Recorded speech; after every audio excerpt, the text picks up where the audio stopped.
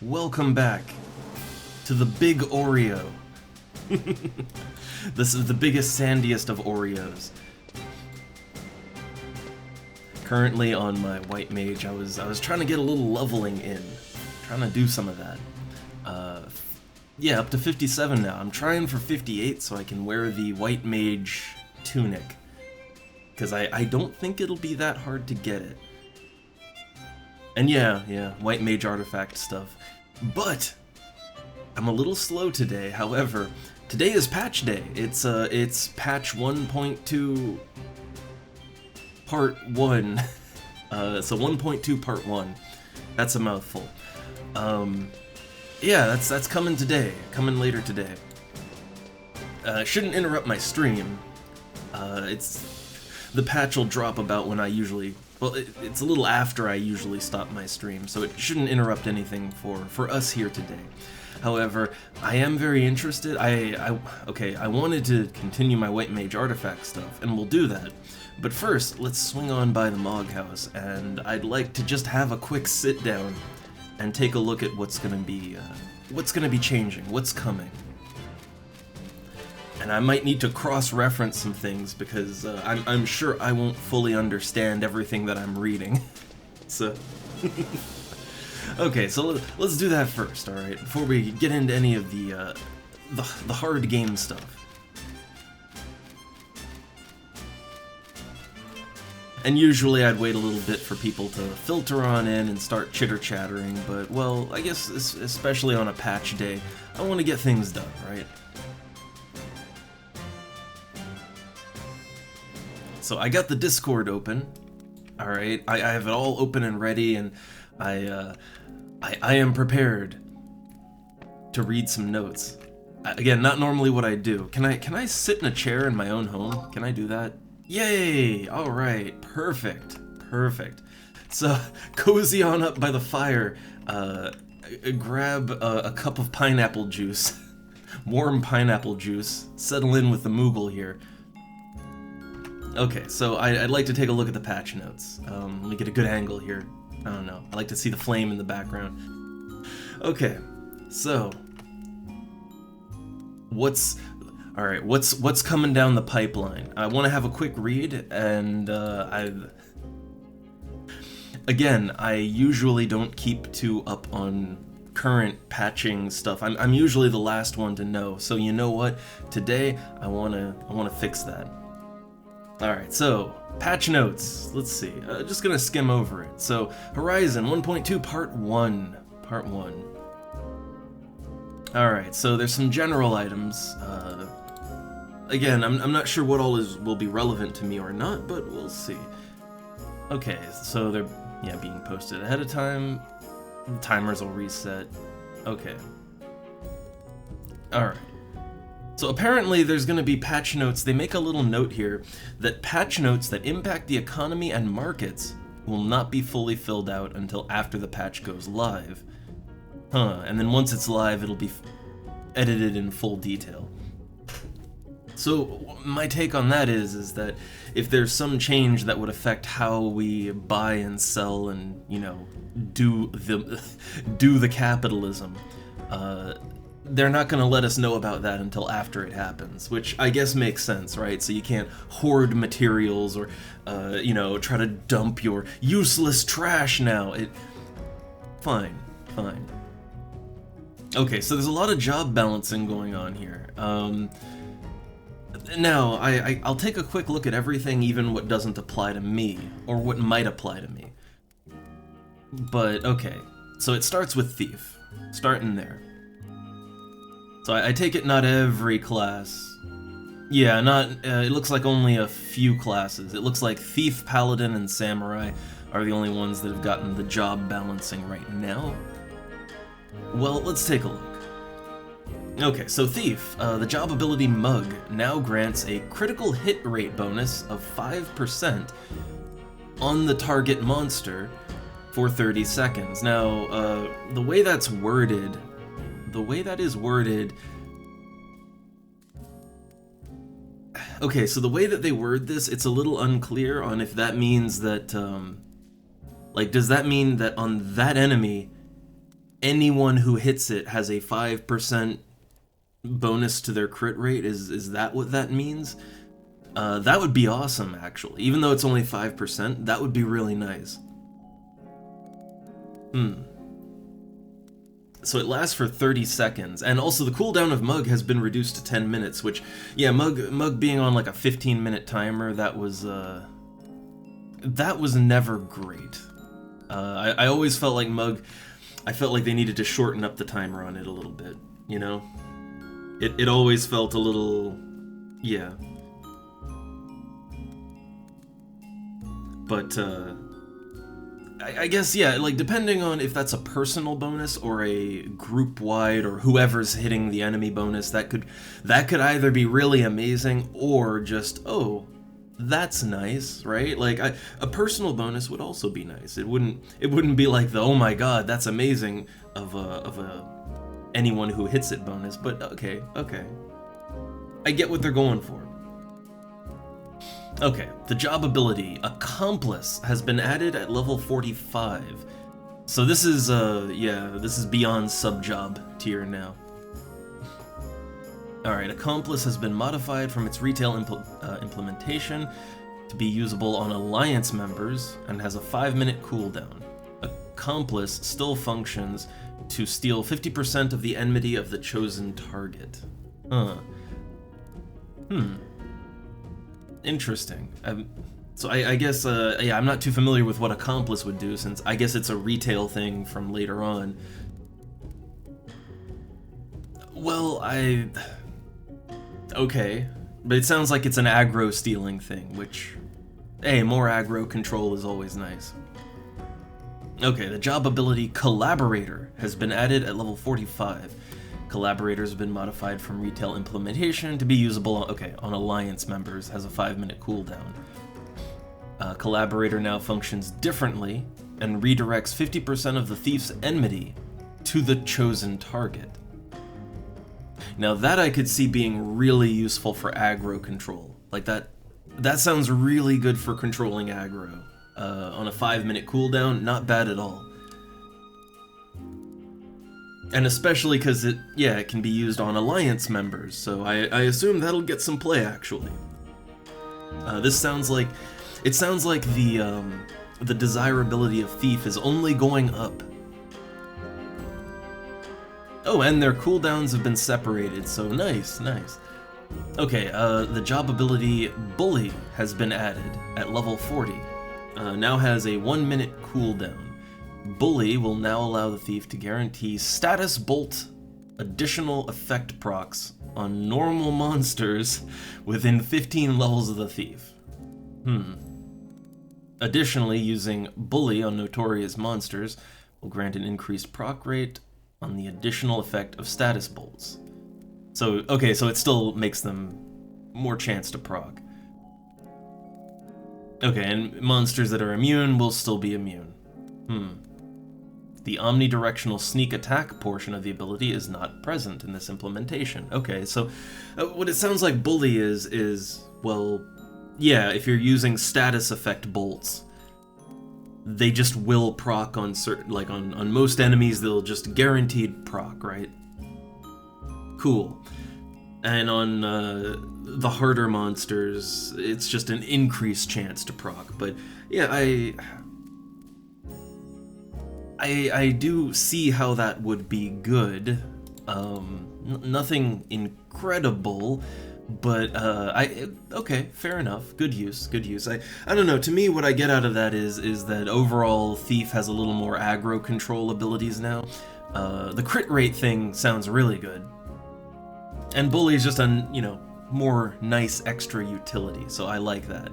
Again, it just sounds like they're giving Thief a little more usefulness.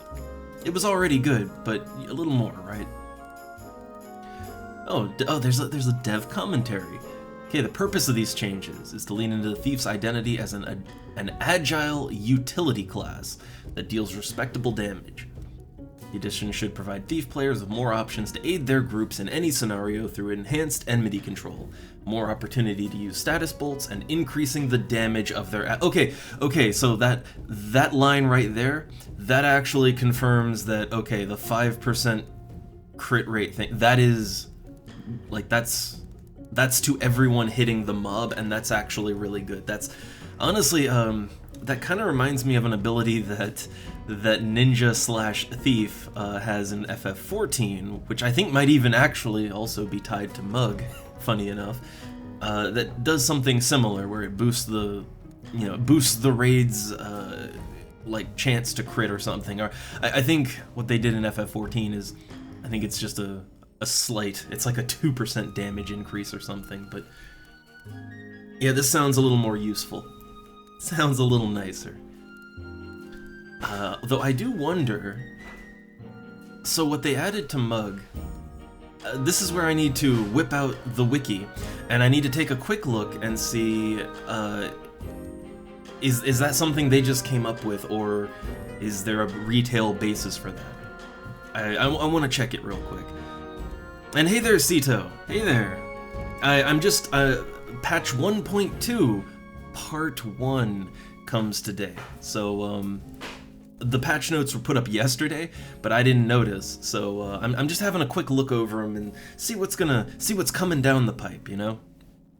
And I know a lot of people don't keep fully up with patch notes, so I figure, you know, hey, like, let's be a little more informative here.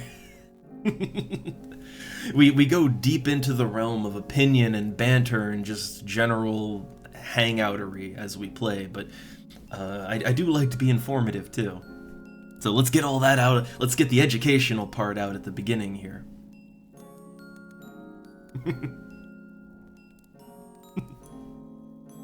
Also, Cito,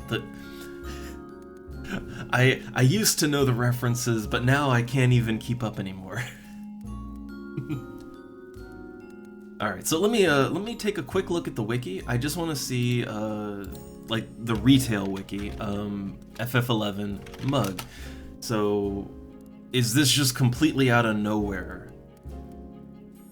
It seems to be, yeah, like, I'm looking at retail Mug, and yeah, it doesn't do a damage boost or anything, so, yeah, okay, this is original content.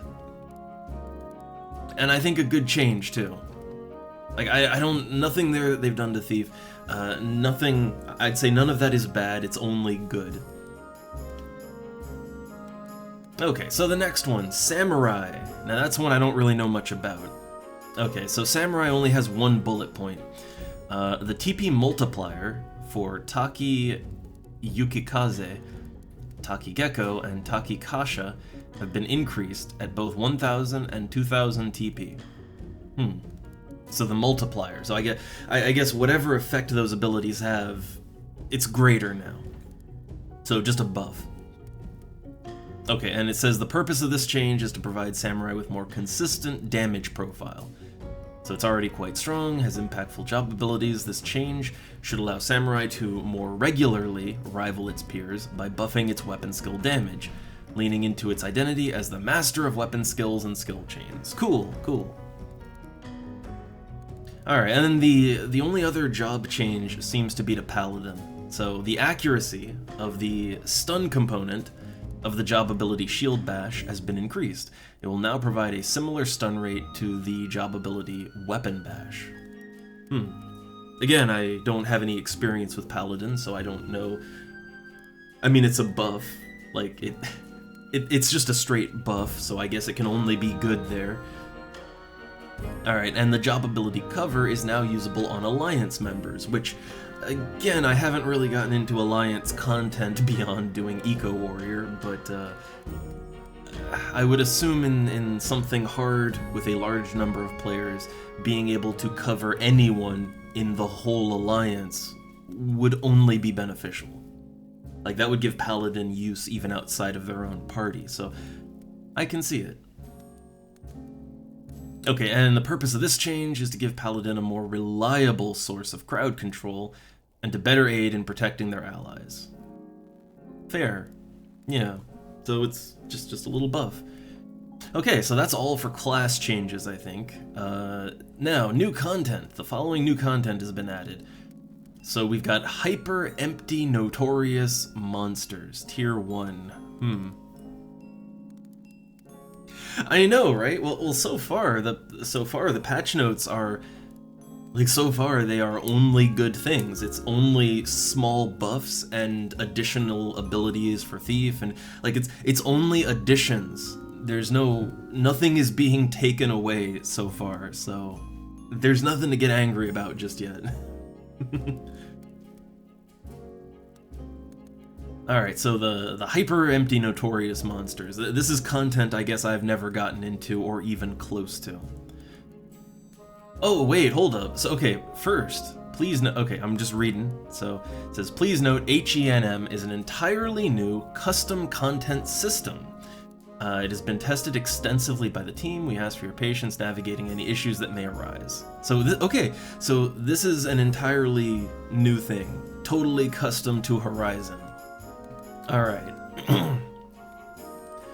My understanding is that, like, Empty Notorious Monsters, which I'm still not exactly sure what that is, but that's already in the game, but this is that, but even more, right? The hyper would imply more. Okay, so HENM Tier 1 fights have been added. So this includes Despotic Decapod, Ruinous Rocks, Sacred Scorpions, and additional HENM tiers will be added as they're ready. Adventurers may challenge this content by visiting the NPC named Shady Tonberry in Rebeo at E7. HENM fights are spawned with pop items purchased from the Shady Tonberry using Gil. Adventurers may purchase an unlimited amount of pop items until they clear a fight. Adventurers must take these pop items to various question marks spread across the world to spawn the HENMs. Speak with the Shady Tonberry to learn what zone you must visit. Each HENM spawns in a unique zone and has 3 question marks per zone to allow multiple groups to challenge it at the same time. Well, that's nice. So it's a little harder for people to monopolize the content. That's nice.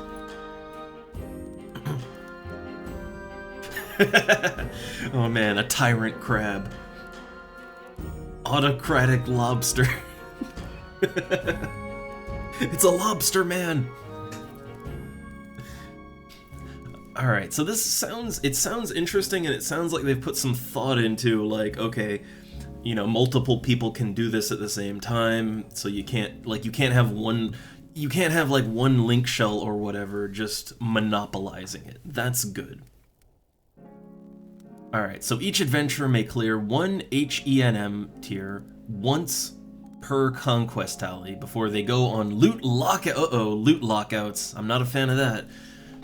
Okay, they go on loot lockouts for that tier. As we add more HENM tiers, adventurers will be able to complete 1 fight per tier per week before going on loot lockout for that tier. So yeah, I'm not a huge fan of like loot lockouts, but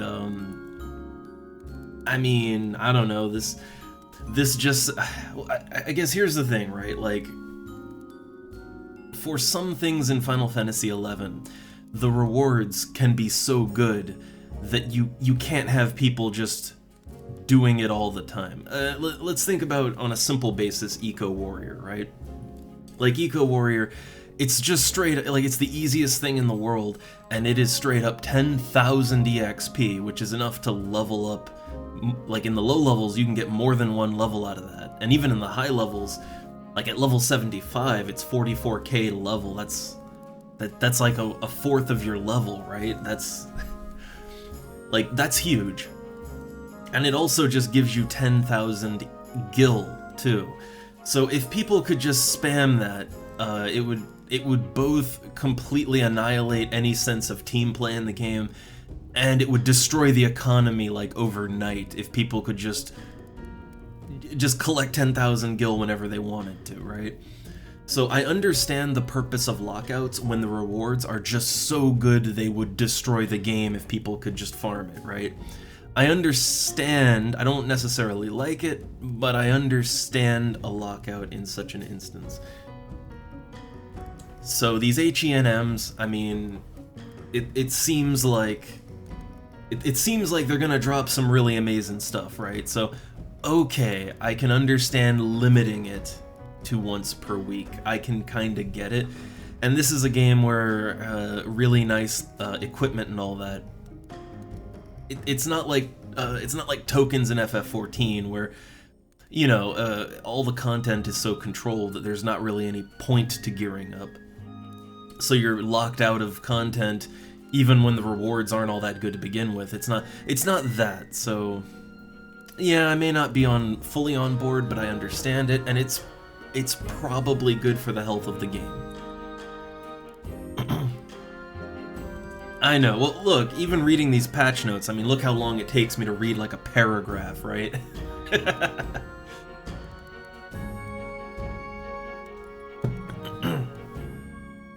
Okay, so let's see. Oh god, I lost my place. I lost my place. Okay, alright, in order for an HENM to drop loot, at least one more than half of the participants at spawn must not be on loot lockout for that tier. So if there's an alliance, okay, it says, for example, if an alliance of 18 adventurers challenges an HENM, at least 10 of the adventurers present must not have already been placed on loot lockout. Huh. That's an interesting one.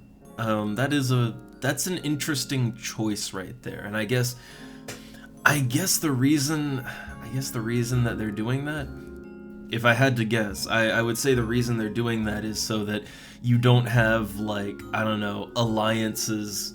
Maybe you don't have like a link shell that's just like, hey, we'll carry you. Just pay us 10 million gil and we'll carry you through this HENM and you get the loot. And I guess it's to prevent that kind of thing, right? Because look, in a game like this, I could see that totally happening. So yeah, I guess that prevents people from just doing the whole mercenary carry thing. But yeah, as long as more than half have not gotten locked out, then loot for everybody, yay. So that encourages people to actually, like, for the first time, do it that week. That makes sense. Yeah, kinda. I guess kinda, except in FF14, like, what I remember of FF14, and hey there, Q. What I remember in FF14 is that, like, from my Savage raiding days, was that if even one person had already done the thing, that would reduce the loot for everyone. Like, if even one player had already gotten their loot, everybody else's loot was nerfed. That's what I remember, and I hated that. Like, that was terrible. So, okay, look, making it like half the players need to have not done it, I'm okay with that. Right, that's much more lenient. Yeah, I really hated FF14 and how they did that, because yeah, like, in an 8-person party, if even one of them already did it, then they just ruin the loot for everybody. And some people, like, yeah, some people would kind of lie about that. And you'd know at the start when it's like, oh, you're only gonna get reduced loot this time. And then you have to figure who's the rat, right? Who's lying? So yeah, it's like FF14's lockout, but less strict, and again, I can't say I'm a huge fan of introducing that kind of thing to FF11, but at the very least, I can understand why, and it is more lenient, so I can kind of get it. And this is like ultra endgame content, right? So I assume, you know, it kind of needs some restrictions on it. Oh, Sito, what also is terrible? Let me take a look here.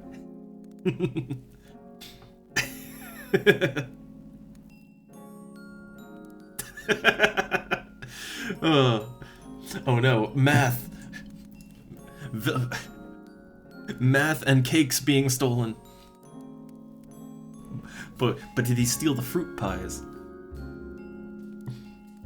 Alright, let's continue with these notes. Okay, so let's see. Each HENM fight has unique and specific rewards. Each HENM fight awards a new currency, cerulean shards, that can be used to purchase items from the Shady Tonberry. Each HENM tier cleared offers access to rewards using cerulean shards. The Shady Tonberry will also be used to upgrade HENM gear when additional tiers are released in the future. Okay, so literally, this is like Allagan tomestones in FF14. Again, here's the thing, right? I don't like weekly lockouts. I don't like arbitrary keeping players down systems, right? And I'm not really a fan of collecting tokens. I'm really not. I mean, look, I don't know if I'll personally, this seems like very end game stuff, so I don't know if I'll even ever participate in it or have a chance to. But if I can, then I would have to see how it feels, right?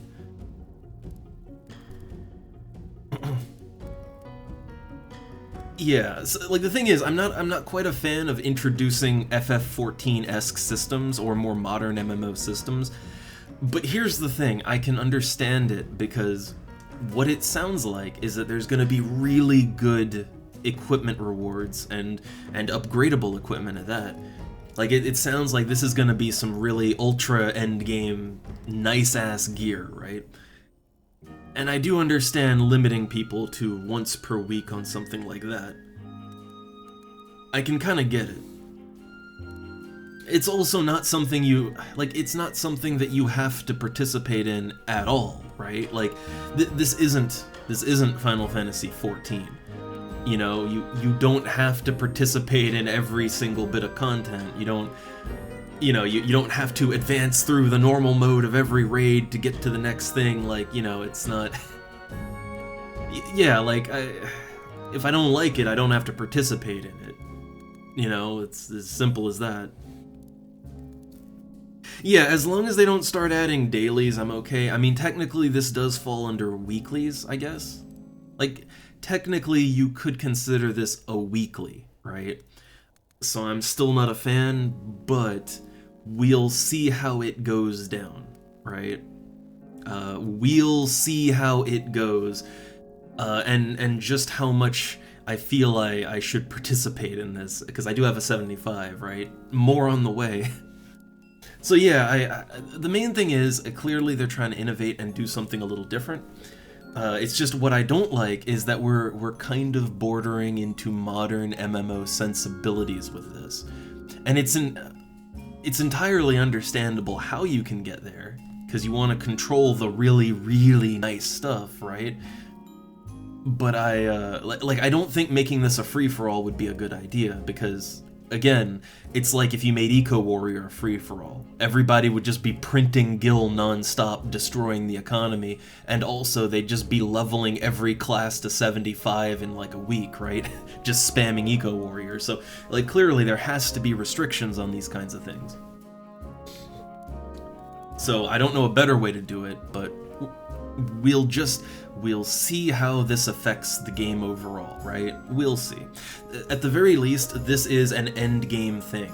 So, as far as I understand, it's an end game thing. So, like, it's not something that you have to interact with.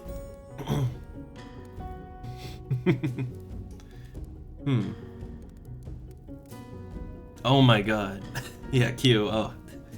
Yeah, I will admit weeklies are at least a little better, right? Like, I don't like weeklies or dailies, but to be fair, weeklies are a little more lenient as long as there aren't too many of them, right? As long as there aren't too many, I'm kind of okay with weeklies because that gives you a lot of flexibility. But I'm really not a fan of dailies in a game, because dailies, that's when you get stuck in that loop of I have to log in and play the game for like an hour or two at least every day, or else I get behind. I don't like that, so as long as they don't go down that dark road, then I'm okay. But if they start going down that road, then I'm gonna have my doubts. So right now we're just wait and see. This might be a good thing. right? It might be good, it might be bad, but either way, let's wait and see how it develops, because today's patch day, and I'm sure people will be on it immediately.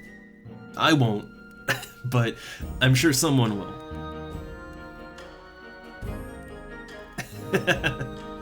Oh no, it can never be fair to them. Well, we'll see. We'll just see how it plays out. Okay, but there's more to this. Okay, so let's see. When participating in an HENM, adventurers will be granted confrontation status. Any adventurers outside of the Alliance without the status cannot assist or participate in the fight. Okay, so it's basically you're kind of locked into this. Fair enough. So people outside of the, people outside cannot really, they can't intervene.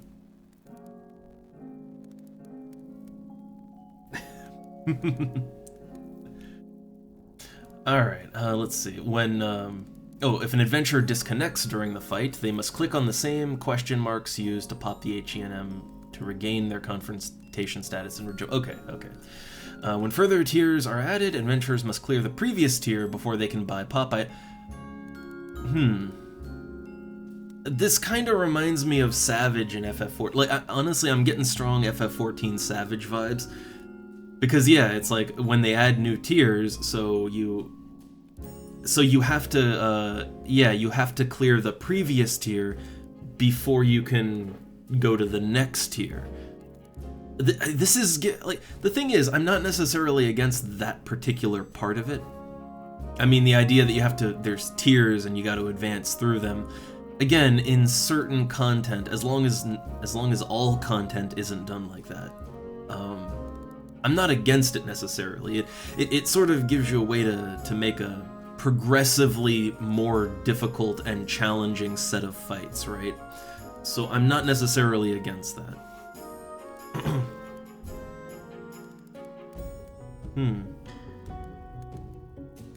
Yeah, I mean, I'd imagine retail FF11 has stuff like this now too, but I'm just saying I first saw stuff like this with FF14, right? Like, FF14 is where I first saw these kinds of things.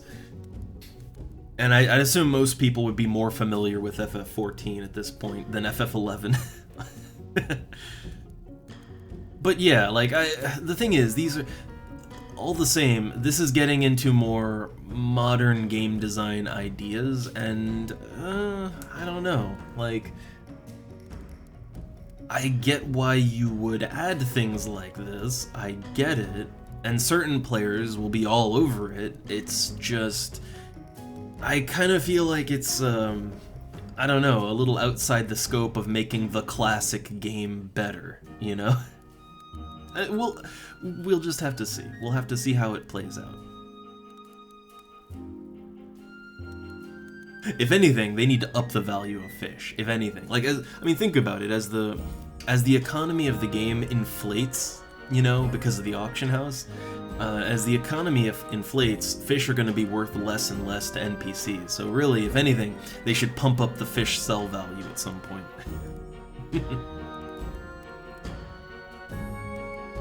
Alright, so let's see, there's a new notorious monster, Highwind. A new notorious monster, Highwind, has been added to all it's been added to all airships. Adventurers who defeat this monster will receive handsome rewards. All adventurers may challenge this monster, even if they are not partied together. So, it's been added to all airships. So, my understanding here is that, yeah, my understanding is that there's gonna be like a random event when you're riding an airship, any airship, and I guess maybe there'll be an enemy airship or something, I don't know, but this is interesting. This is very interesting.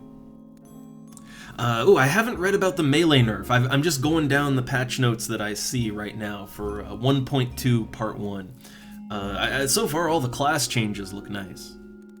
Like, all the class changes look good. But we'll get to the nerf, I guess. So far, I mean, there's some things I have mixed feelings about with the HENMs, but again, that's super high-end content, I would guess, so it's not really something that affects the game at large, you know? It's like when an endgame change is made, that really only affects endgame players, and I am so far removed from being an endgame player. Alright, so let's see, there's been some EXP camp adjustments. Well, first off, there's a new custom quest added, nice. So EXP camps. All patch 1.1 merit camps have been adjusted to make them more viable. I will admit, I don't actually know what the 1.1 merit camp... I don't know what those camps are exactly. Oh, Vin, well, I guess we'll get to the... I haven't gotten to the nerfs yet. So far, what I see is mostly positive. I like the thief changes. Alright, so let's see. Some monsters were added in various places across the world to create viable EXP camps. I mean, honestly, I'm gonna be honest, I think that there were enough EXP camps in the game already. It's just people didn't make use of them, but more camps that are more viable is only a good thing, right? Only a good thing. Okay, they've revised an out-of-era merit camp. Huh. A particular out-of-era merit camp has been adjusted to use all new monsters. Huh. Those of you with an eye for detail will have no problem discovering it, so I'm never gonna find it, right? Gotcha. Yeah, I went from being like, okay, the class changes, only good, love it. But then, yeah, like the HE&M stuff, it's a little out of my, it's above my pay grade, right? But like, I'm a little eyebrow raising at it, but I can understand it. I'm still mostly positive, so let's see what's going on. Okay, here we're getting to the combat adjustments. So am I getting ready to get angry? Ooh, thanks. Ooh. Enjoy your amazing commodity that is me reading the patch notes right now. Thanks, Not. Hey, look, all those subs, it helps to keep the lights of the stream on, keep us here every day doing our thing. Very appreciated. So, okay, let's rip the band-aid off. Combat adjustments, nerfs and such, reading the patch notes for what's coming today. I know, right? I thought this would take like 5 minutes, but I'm a slow reader. And I gotta talk to people, so... And I'm curious what other people, thoughts on it, but yeah, the class change stuff, all good as far as I'm concerned. It's only buffs. HE&M is whatever. Probably I'm never gonna even see it. Okay, adjustments. Every weapon type will now obtain its first weapon skill at skill level 5 instead of 10. I mean, honestly, that'll make the game a lot nicer for the new player, right? For someone like me, that doesn't mean anything, but for a new player, someone who's just creating their first fresh character, fresh out of the oven, that'll make the low levels a little smoother, I think. Alright, okay, here we go. Oh, I see some nerfs. Okay, so attack and accuracy modifiers. Accuracy and attack modifiers have been adjusted as part of a general balancing pass on Horizon. Purpose of these adjustments is to compensate for current and future player power while keeping in mind the addition of new items, job abilities, traits, and merits in the future. So I guess the idea is there's going to be all kinds of crazy shit added over time, and the power creep is real, so they're kind of, I guess they're down-tuning some things in advance. We'll see.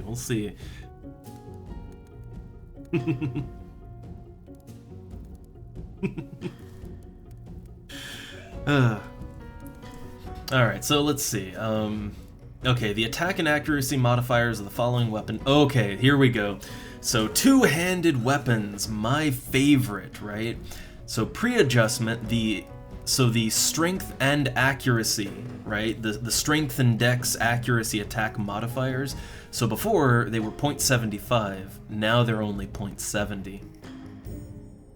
I mean, honestly, it's a 0.05 difference, right? I mean, going from 0.75 to 0.70, I guess that's per strength or whatever, I mean, yeah, that is gonna nerf the damage and accuracy of two-handers down a little bit, but honestly, that's not, it's not a huge loss. I guess what I could see is that'll make that'll make me have to try a little harder to be accurate as a scythe-wielding black mage. Like, I'll have to put a little more into it. Right? Like, I'll need to get some more dex gear, some more strength gear. But I don't think, like, even for my Beastmaster, I don't think it'll really affect things too much with the two-handers that I use. It's a minor change. But let's see, one-handed weapons. Ooh, one-handed weapons really got it. So yeah, one-handed weapons, their strength and dex modifier has gone from 0.75 to 0.65. So actually, yeah, one-handers have taken a 0.10 nerf, which puts them lower than a two-hander. Honestly, they should be lower than a two-hander, but now, I guess everything, right? Like, everything has been nerfed down. But one-handers have been nerfed more than two-handers, so I mean, that kind of, it makes sense to me. Two-handers, they're slow, so they gotta hit hard, and they gotta be more accurate. And then hand-to-hand, which, you know, I guess that only affects the monks, right? That affects the Kung Fu men. So, 0.75. It looks like everything before was 0.75. That's been reduced down to 0.625 for the strength and 0.65 for the dexterity. So, I mean, I don't know. Look, I'm not the best at the maths, but what I can see is, yeah, it's a 0.10, which, would that translate to 10%? No, that would... I don't know. But, just thinking what a decimal change will make, but yeah. Depends on what the range of numbers is. Yeah, I'd assume, like, okay, 0.75. I'd assume 1 would be like... Okay, I guess 1 would be the default value, I guess. So 0.75 would be like... Taking off a quarter. Yeah, okay. So then from 0.75 to 0.70 would be like a 5% reduction in efficiency, I guess, if I understand that correctly. And then okay.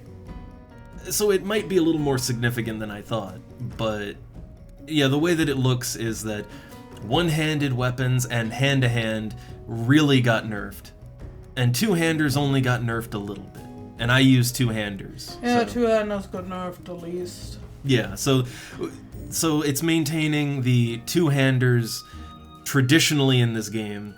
They hit harder and they are more accurate because they're slow. Because if you miss, you really feel it. So that makes sense. Yeah. So honestly, I'm okay with this. This is a fine nerf they've done. I'm not angry. I'm not angry, and the reason they did it is because, yeah, they're adding new stuff, and the power creep could be real, so I guess I get it. Basically, the way this looks is two-handed got nerfed by 1/15. Gonna use fractions instead of percentage points because 5% doesn't sound significant. 10% doesn't sound significant, but a nerf by 2/15 is actually not that little. Yeah, so I guess all around we'll be feeling it. Yeah, I know, Vin, I know. Look, I use scythes, right? Scythes and I guess staffs too. I melee with those sometimes, but yeah, as a two-hand wielder, yeah, I guess I'm not feeling it so much, but I guess it sucks to be a kung fu man right about now. Well, heavy weapons should always hit a little harder. Yeah, like, because they're slow. They're slow, so if you miss, you're wasting so much time. So, it makes sense. Nerfs are done correctly if the DPS of all types of weapons, when they're played by someone who's really good with them, is more or less equal. Yeah. Like, I mean, honestly, before, that's how I felt with my scythe or my shield and axe, is that the damage kind of, like, they do their damage differently, but it kind of just evened out more or less. And I figure it'll be about the same now. Alright, so yeah, I'm not angry. I'm not angry about these nerfs, although I'm betting some people are going to be, they're gonna go into enrage mode with this, but, I think overall the patch notes, I like what I'm seeing so far. The HE&M stuff, I don't know. That's endgame stuff. But I like all the changes to the classes. I don't know, like especially Thief, they've added a lot to that. I like it. But there's some other things too. Okay, so the patch notes aren't done, and oh yeah, ranged weapons have not been adjusted. I haven't seen that many rangers actually. On other servers, rangers are very common, but I very rarely play with them on Horizon. I wasn't sure if it's because ranged weapons are not as good here, but I don't know. Maybe they're more in line now. Alright, so there's some monster changes. Let's see if any of this applies to how I play. So, new monster weaknesses. Trents, Morbles, Funguar. So they are now weak to slashing damage. Oh, so it's not not elemental, but weapon type, okay. Well, I mean that makes sense, right? That's fungus monsters, plant monsters, and tree monsters, so yeah, it makes sense they'd be weak to slashing. So get your axes sharpened. Crabs and Urignites are now weak to blunt damage. Makes sense, they've got shells, so crack the shell. I'm honestly kind of surprised they weren't weak to that already. I'm a little surprised by that, actually. Alright, let's see. The respawn time of Limbus cards. Okay, so something, I can't pronounce that. Some monsters in Altayu will no longer drop loot. Their respawn timer has been lowered to 5 minutes. Again, not really anything I've done, so yeah. And hey there, Varian. I'm just having a look over the patch notes before getting started proper.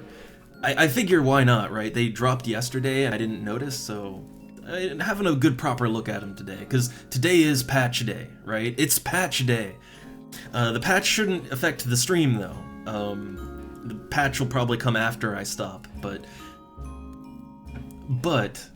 it's that time. It's time to get angry at the developers.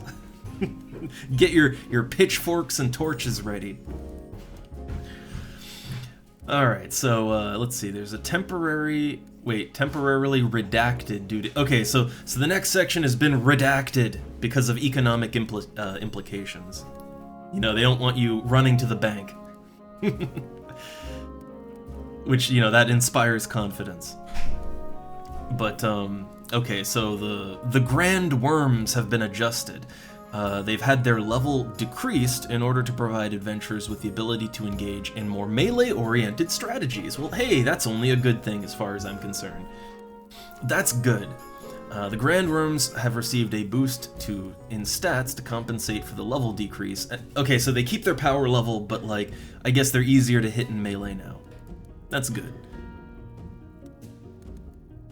Oh yeah, they, I mean, I gotta be honest, right? Like, I'm hoping, I don't think they could, like, I don't think they could change the jug recipes in a bad way. I don't think. Like, I mean, I'm hoping that they aren't gonna change, like, I don't know, make the rabbit cost some expensive material. Like, I'm hoping that the cheap pets stay cheap, right? Because you need cheap pets, but I'm hoping that they're changing, like, some of the obscenely expensive pet jugs to be more reasonable, like, to use more reasonable ingredients, because there's a lot of pets that I'm sure are cool and good to use in certain situations, but you never would because they cost so goddamn much, right? I'm not paying like $100K for a pet, right? For a temporary pet. You know, like, let's pay $100K for 30 minutes of a pet, right? Like, no thank you. So I can only hope that it's only good things.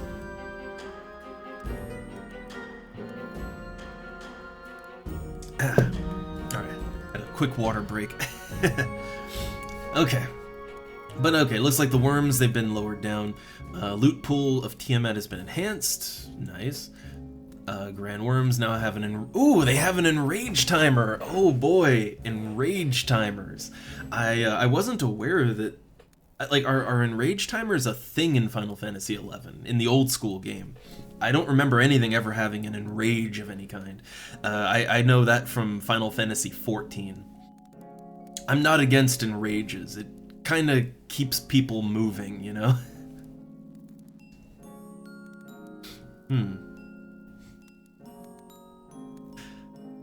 Huh. Huh. Ah, okay. I mean, I guess I can kind of understand that, but I don't think in the classic game that enrages were a thing. But I could see how they'd be added later, because it would be kind of bullshit if someone just held an encounter forever, right? Like that. Yeah, that wouldn't be great. Like FF14 has enrages, but it's not about holding or anything. It's just it's just to pass it, you know, that's your DPS check, right? So okay, mixed feelings, but I think overall that sounds good. I've never done any of the Great Worm, so it doesn't, like, this is content that is over my pay grade, right? Like, I don't know about it. I'm sure someone will have feelings about it. Okay, let's see, Zalart King adjustments. Huh. So, okay, this affects a couple. I don't even know what these enemies are. The Zalart Kings have had their loot pools substantially enhanced. I mean, it sounds like loot pools have only gotten better. Let's see, Sea Jailer loot pool adjustment. Drop rates of all Sea Torques have been increased. Yeah, like this sounds like only positives. Proto Omega and Proto Ultima loot pool adjustments. Now, see, I only know Ultima and all that. Like, it's like from, hey, those are in other Final Fantasy games. So the weight of all the loot has been normalized. Huh. Oh, I see. So some pieces had a higher drop chance. So now it's like everything has an equal chance to drop. I don't know. Sounds good to me. Yeah, it seems like they've just kind of bumped up the loot on a lot of things. Alright, and then we get to the itemization part. So new custom items have been added. Many new custom items have been added to the game. Are they gonna say what? Yeah, so for right now it's all redacted because I guess it could have economic implications. Ah, I see. Okay, so the Zalart Kings are Beastman. I guess. I guess. I mean, some of them, it's like King. Apparently, King Behemoth is in there, so I don't know.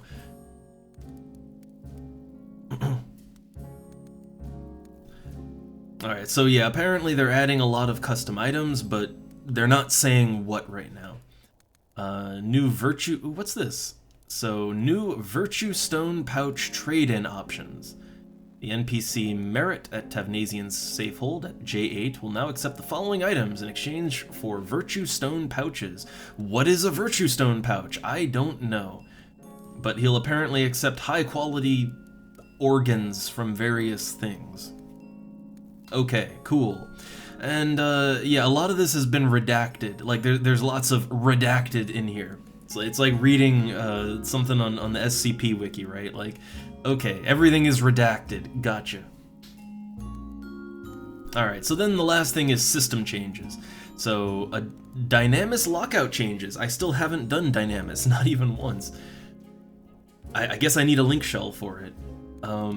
Okay, lockouts have been adjusted to allow players to enter Dynamis twice per conquest tally. Hey! Okay, I guess that's good. I guess it was once before, right? So you still have to use the hourglasses, but adventurers may now enter Dynamis twice per conquest at any time. After both entries are used, adventurers must wait for the weekly conquest tally to reset their Dynamis lockout. Okay, so originally it was a 72-hour lockout. Well, I mean, I guess this kind of still just kind of still evens out, though, I think. But I guess, yeah, you just get a fixed 2 per conquest tally. That, honestly, that probably just helps to keep it a little more organized, I'd say. Like, probably better for organization purposes. Yeah, like that's what I was thinking. Like it probably just means that as far as organizing these things go, it's much more flexible now. Good. Okay, so I understand it and I see the purpose of it. Okay. Ooh, apparently the question marks respawn time has been reduced to about 2 minutes. This is many of them in the world. It's some of them for end game, but I assume that would mean things like, I don't know, hey, I still need my carbuncle mitts, so I assume that would be something like the offering in the Temple of Ugalepi, right? Like, I assume it'd be one of those, so yeah, that's a good thing. That is a good change, right? Nobody needs to wait around forever for a key item to spawn in or whatever. We don't need that. Okay. Oh boy, okay. Here's one that's making me sweat just looking at the title. Level sync adjustments. The level sync penalty has been adjusted as follows, based on the current in-game population. The penalty still takes effect only once a player is more than 10 levels above the sync target, but uses new population-based penalty percentages. The penalty will adjust every Vanadil day based on the current server population. So, okay, so this is it is a dynamic level sync system based on the current population online right now. I think I'm trying to remember. I think Eden used something like that, right? It was either Eden or Nasomi, probably Eden, that did something like that. I remember. So if there are less than 1,000 players online, which I think right now there's less than 1,000 players online, I think. So there is a 1.5% EXP penalty per level. Okay, so at level 11, so if you're 11 levels over the sync, the penalty starts at 16.5%. And well, it looks like there is a maximum. Yeah, so the maximum has not changed. Yeah. So you'll reach the maximum 50% penalty at 34 levels over the level sync. So the 50% penalty has not changed. Yeah, I'm pretty sure, like, the NM itself isn't really what I'm worried about. It's, I would assume most people want you to get the items in advance to like summon the fight. I can't get to the items. Like, I literally can't get to them. Because there's that door you have to go through, and you have to drop invis in order to open the doors, and like, there's no way I can do that without just getting murdered instantly. I don't know, the thing is, I don't even play Summoner anymore, right? Like, I literally leveled it up as a sub-job, and that's really why I leveled it. Maybe I'll go back to it at some point, and then I would like to have the mitts, but yeah, I don't actively play Summoner anymore, so it's gone on the back burner. Okay, so looking at their chart here, so if there's, so less than 1,000, then, so the max penalty is not changed, but I guess it's just when you hit that max penalty. So if you're 34 levels over the sync, then at less than 1,000 players. If there's less than 2,000 online, so over 1,000, less than 2,000, then the sync, yeah, it's a 2% EXP penalty per level, so you hit the maximum penalty at 25 levels over the target. And if there's over 2,000 players, it's a 2.5% penalty per level, and then yeah, you hit the max at 20 levels over. Honestly, I don't really think this is gonna change too much about how people party. I mean, I think a lot of people, when they're inviting, they just figure that if someone is over 10 levels above the sync, they just assume they're not gonna be interested because, you know, they want that sweet max XP, right? So I really don't think this will affect too much at all, if anything. Honestly, I feel like this might be wasted effort because, yeah, most players just don't even consider inviting people if they're over 10 levels higher than the sync. I kind of feel like maybe when the servers are really low pop, I feel like that's okay, maybe just, I don't know, maybe just make it so that there's no penalty at all, right? Like, I don't know, or make it so that the penalty, you know, you have that max penalty, but maybe make it so that you only hit that penalty, like, at the maximum amount of levels. I don't know, because most people just figure you don't want to take even the smallest hit to your EXP. Most people just kind of assume that. Yeah, true, it will. It'll help for Conquest, definitely. But I think that just overall, that's probably not going to get a whole lot of play. Probably not in the way it's intended. Yeah, because it looks like their commentary here is that the changes are being made, because yeah, people play from all over the world, and it's to make the formation of parties during off-peak times easier, while preserving the guiding principles of the system. So that's their goal, not conquest, right? And I think for their goal, I think most people just assume if you are higher than 10 levels, that they just assume that someone isn't going to be interested in a party where they're taking any EXP hit. Like, that's not really on the developers, that's on the players, right? That's our problem. Also, just adjusting my chair real quick. I'm slouching too much. Let me scooch in here. Okay. So, alright, what's next? Oh, some changes to level-capped zone EXP penalties. Ooh, that's one I'm always interested in.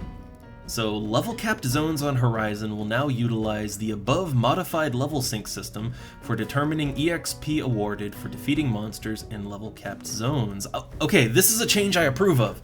So, okay, what this means is that when you're in a level-capped zone, it'll use, like, the level sync system to determine how much EXP you get. See, right now, so if I go into Promethean Dem, right, or, I don't know, something that's capped at 30 or 40 or whatever, if I go in as a level 75 Beastmaster, I will get nothing. Like, I'll get loot, but I won't get any EXP whatsoever. Not even a drop of EXP. So what this means is that if I go in as a 75 to Promethean Dem, right, so I'll be synced down like 45 levels under, right? So I'm gonna be at the max EXP penalty no matter what. But I'll still be able to get 50% EXP at least, which is nice. You know, like, if all I want to do is hang out in those areas and farm for some loot in there, but I also would like to get a little EXP or merits or something, then great, right? Like, the Prometheans, the Reverna sites, like, all that good stuff. This is a positive change, as far as I'm concerned. That is only positive, and I think that because of the 50% penalty, you know, when you're way over-leveled, I don't think the average player will be like, yes, I'm just going to live in Promethean Hala from now until 75. I think the 50% penalty will dissuade most people from that. I would assume, I would assume that if you're getting EXP, I would assume you would get seals as well. I mean, it doesn't say, but I would assume, right? Also, sorry, I'm very sorry that we're kind of starting off with like an hour of patch notes here, but this is kind of a bit of a big milestone for Horizon, and for once, I'm actually semi on the ball on this one, and I'm very curious, right? This is changes that'll affect me. So, okay, yeah, the level cap thing, especially if you get seals, I'd assume you would. Great, awesome, I'm all for it. Okay, now there's also been some changes to Porter Moogles. Wait, that's new, right? Porter Moogles have been added across the world with their corresponding storage slips. Storage slips cost 100,000 gil each. What is this? I actually don't know what Porter Moogles are. I think that came well after I left the game back in the day. Let's see, Porter Moogles function by purchasing the corresponding storage slip for a one-time fee, which will then allow players to store all gear desired from that category on a single slip. In order to store gear, the adventurer must trade the slip and the piece of gear to be stored simultaneously. When gear is stored on a storage slip, players will not be able to toss it. Huh. I'm trying to understand exactly how this will work, because I'm actually not familiar with the Porter Moogle system. So, if I'm understanding correctly, it says the storage slip is a one-time fee, right? One time. So, like, okay, it says you can store all gear from the desired category on a single slip. Is that multiple pieces of gear, or just one piece of gear per slip? It seems like it's a one-time, like the 100,000 gil is a one-time thing, right? For each individual slip. So you don't have to pay 100,000 gil over and over. Yeah, it sounds like, what it sounds like is that it's gear storage, but maybe a little, like, maybe a little bit more, like a little bit more flexible than the armor guys, you know, the ones that take armor sets, because who even deals in armor sets, right? Like, outside of your artifact gear, who even has a full set of anything? So yeah, it seems like a more flexible version of that.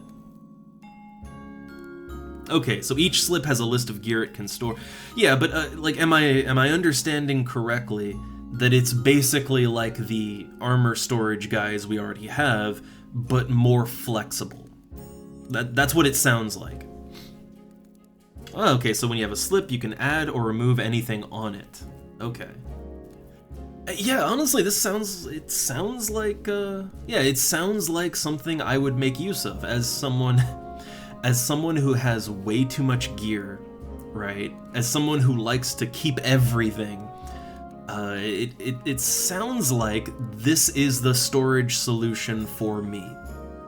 It's only gonna cost me 100,000 gil per piece, like per type of thing that I want to store, right?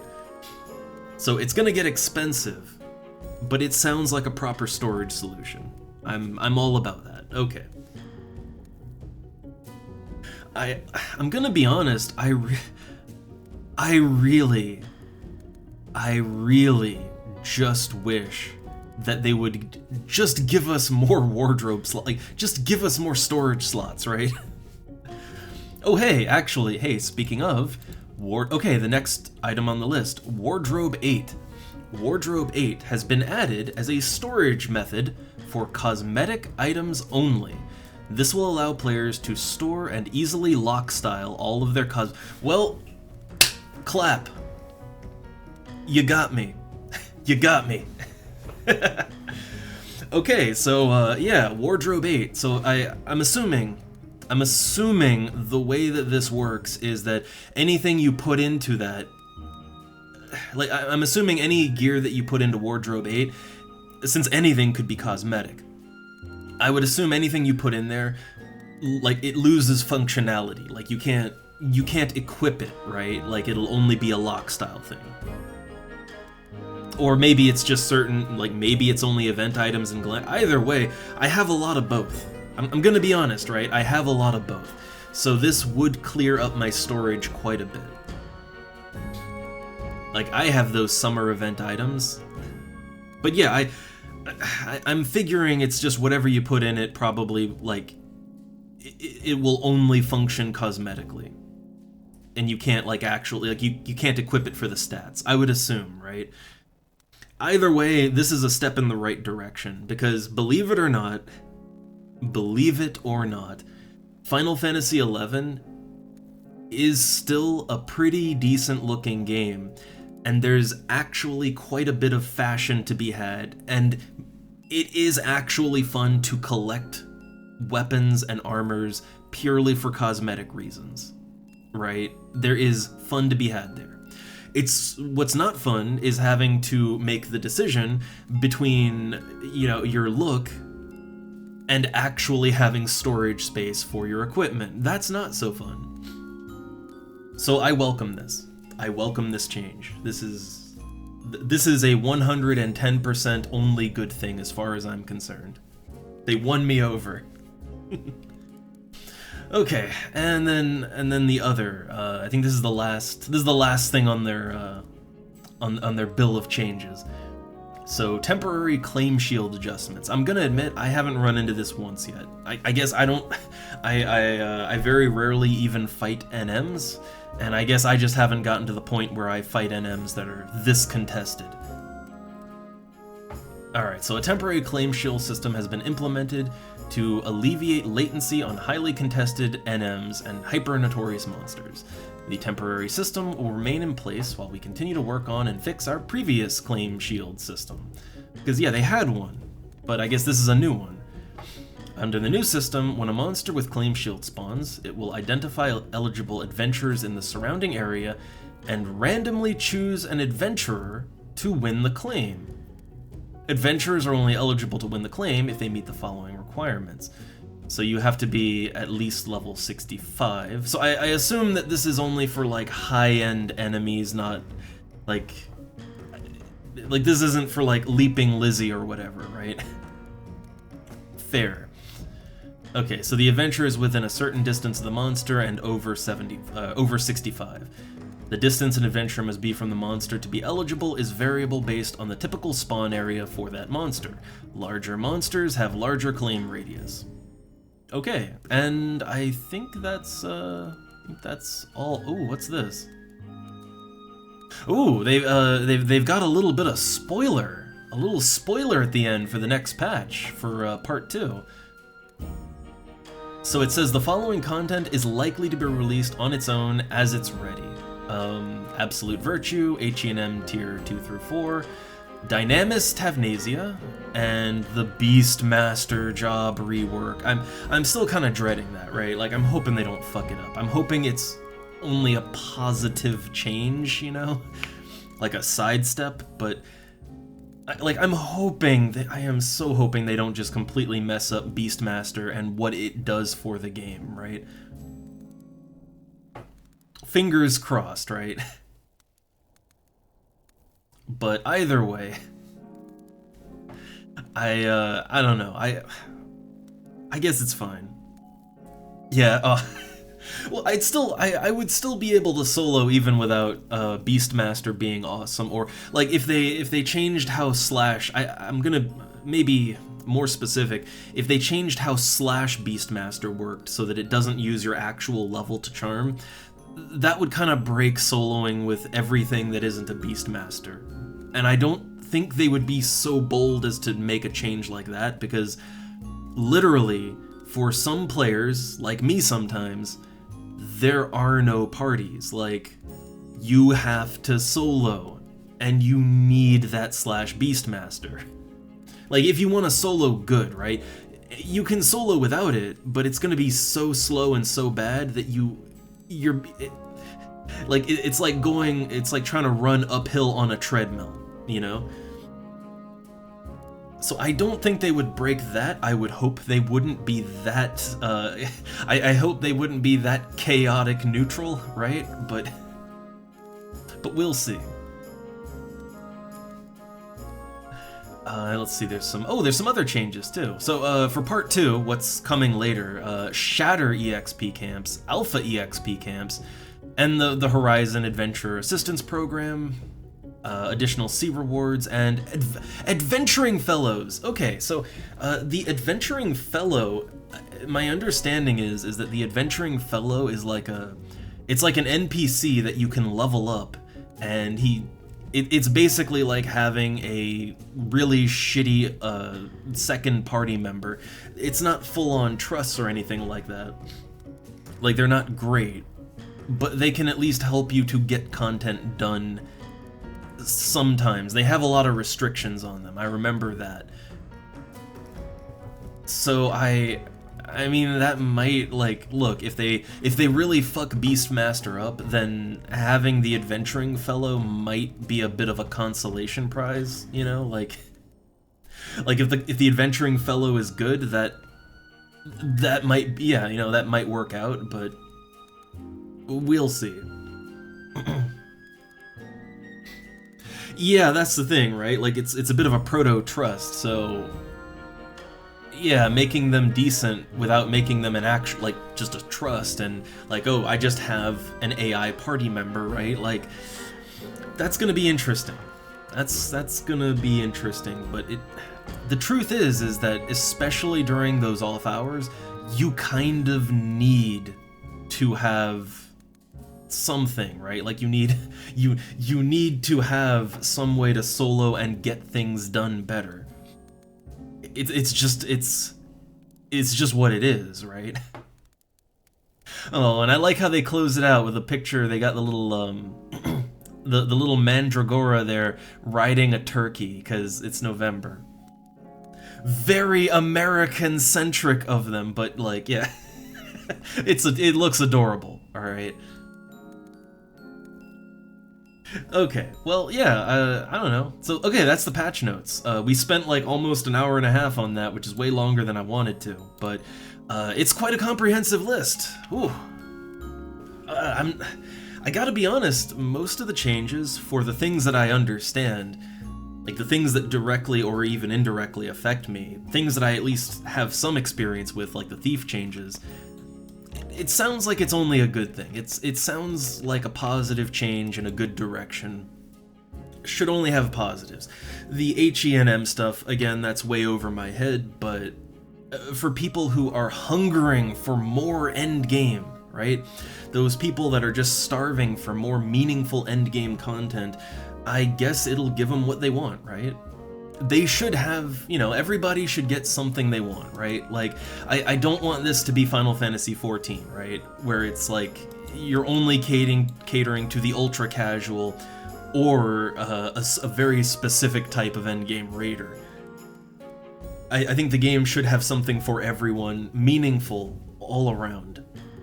And I think what they're doing is, yeah, it's good all around. I don't know quite how to feel about the melee nerfs. The melee nerfs, they're not gonna affect me that much because I primarily use two-handers.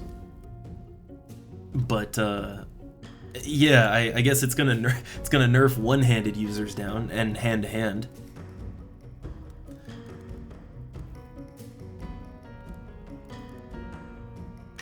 Oop, sorry, I had to quick mute because cough. Ugh.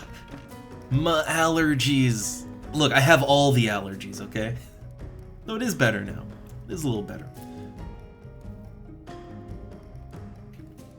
But yeah, the melee stuff, I'll have to see how it actually plays out. You know, once the patch comes down and the servers come back up, I'll have to hop on over to my black mage and start meleeing again and see. I can't imagine it would really actually affect too much on a solo basis. Like, the nerfs are not huge. I can't imagine they would actually change too much when it comes to fighting enemies that are even level or lower. I can't really imagine you'd see too much difference there. I imagine most of the difference would be seen when you're fighting enemies that are like 10 levels plus higher than you, like, you know, in a group, right? I'd imagine that's where you'd see the damage and accuracy cuts. Oh, Pepe. Look, I love me some glamour, but I just think a game like, you know, a good game should appeal to everyone, right? Give everyone tons of meaningful stuff to do, right? At all levels, at all tiers, whatever, like, give people meaningful, casual, hard, and mid-core, whatever you want to call it, stuff to do. I honestly think FF11 was fairly decent for that to begin with, and just continuing down that path is only a good time to me.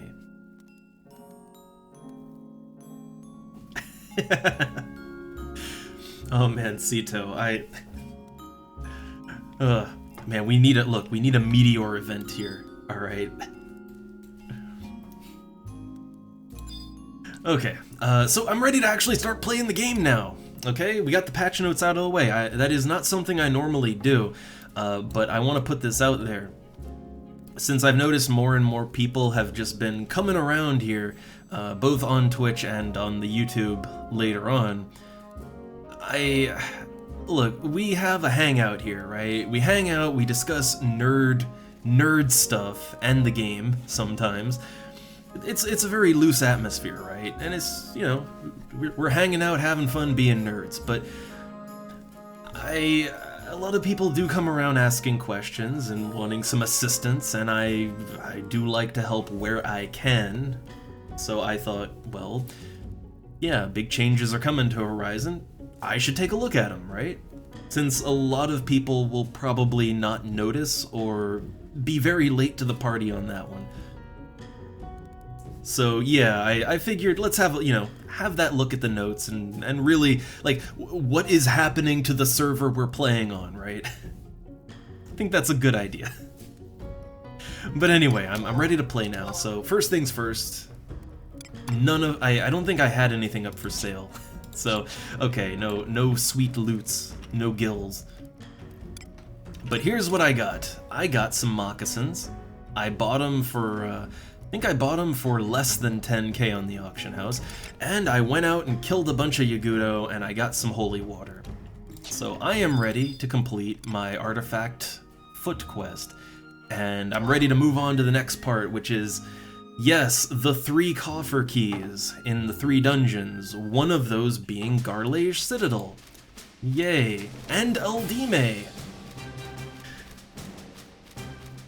But yeah, I got the coffers, I got just the side quest that gives you the chest piece. I think that's the one that goes to Eldime. And I actually think we might have lucked out on that one. Because we don't need to get a coffer, we don't have to open the coffer. We have to go to Eldime, but we have to kill a certain enemy to get a loot drop. And I believe the enemy can be found without dropping down to the lower floors. I think I won't need help to get to it. So we might have lucked out with Eldime, but we still have Garlage Citadel to do. So yeah, we gotta go back yet again. I don't know. Today my hope is to get my artifact boots and to get my artifact chest piece. Anything else, we'll see, right? We'll see about that. Also, I can't even wear my artifact chest piece. I'm level 57. I need to be 58 to wear the artifact chest piece. Okay, so we're in the game proper now, right? With all that the patch goodies aside, let's play the game. So I'm gonna turn in my items and get my boots. Here's your Yag water and some moccasins. I would most certainly not try to loot the moccasins.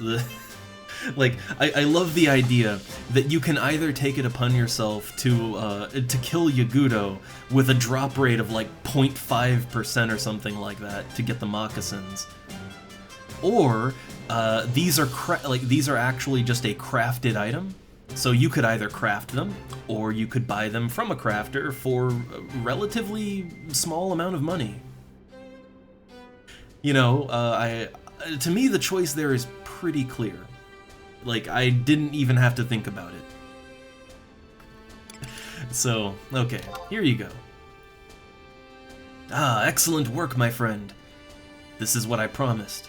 We can only await Prince Puget's decision now. Yay, I got my duck bills. My duck bills. So, well, first off, I would like to see how they actually look. They're usually covered up by the pants when other people wear it, so I'm kind of curious to see what they look like. Alright, the healer's duck bill. Wait a second. Wait a second. This is literally just my black mage shoes. Except better. Yeah, it gives MP, it gives 3 int, which is actually really good. Like, that's actually good. Like, that is as much int as my human racial feat. Except I'm a white mage and I don't use int, so I don't really understand. I mean, I guess it's good if I wanna sub black mage like I am right now. Yeah, I guess sub black mage and hey, you got more int, so now you can get blind off, you can, you know, sure, why not? But otherwise, it is literally my Black Mage artifact feat. It's the same thing, but better. Alright, let's lock style off, and I just want to take a look and see how these... Okay, so this is the healer's shoes. They're just kind of red sandal, like red closed sandal sock shoes. Huh. Alright. Okay.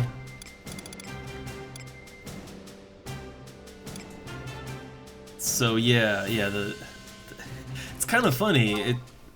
It's better for int than my actual Black Mage artifact shoes.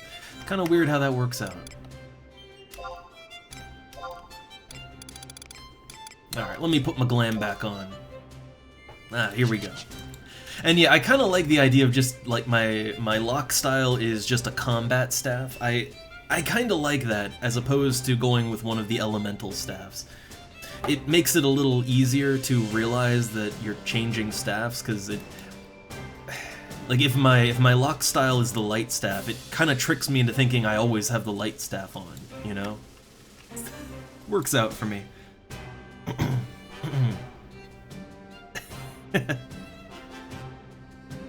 True. I mean, I guess there is a reason to have higher int, even if you're not casting offensive spells. I mean, it is good if you want a sub-black mage and you want your black magic to actually land. It is actually good for that, but I'd say, yeah, the main reason is probably that having high int means that you have a better chance of resisting enemy black magic, so that's nice.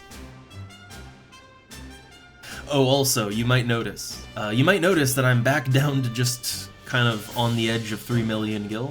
I farmed up so between last session, I did farm up a little more gil. I went fishing and all that. But I spent it all immediately on an earth staff. So I got an earth staff. I only need the water and fire staff to complete the set now. But yeah, with an earth staff, I've actually made use of it already. I was in a party in, what is it, Kuftal Tunnel?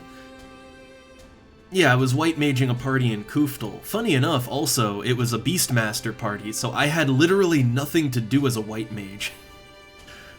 But, yeah, the party was putting together skill chains that I could actually magic burst off of with Holy. So yeah, like whenever they'd skill chain, I would magic burst Holy, and Holy actually, like, for 100 MP, a magic bursted Holy does about 700 damage, and my skill isn't good. Like, I need to up my skills. But yeah, like, my very non-optimal Holy did about 700 damage on a magic burst, instantly getting me aggro.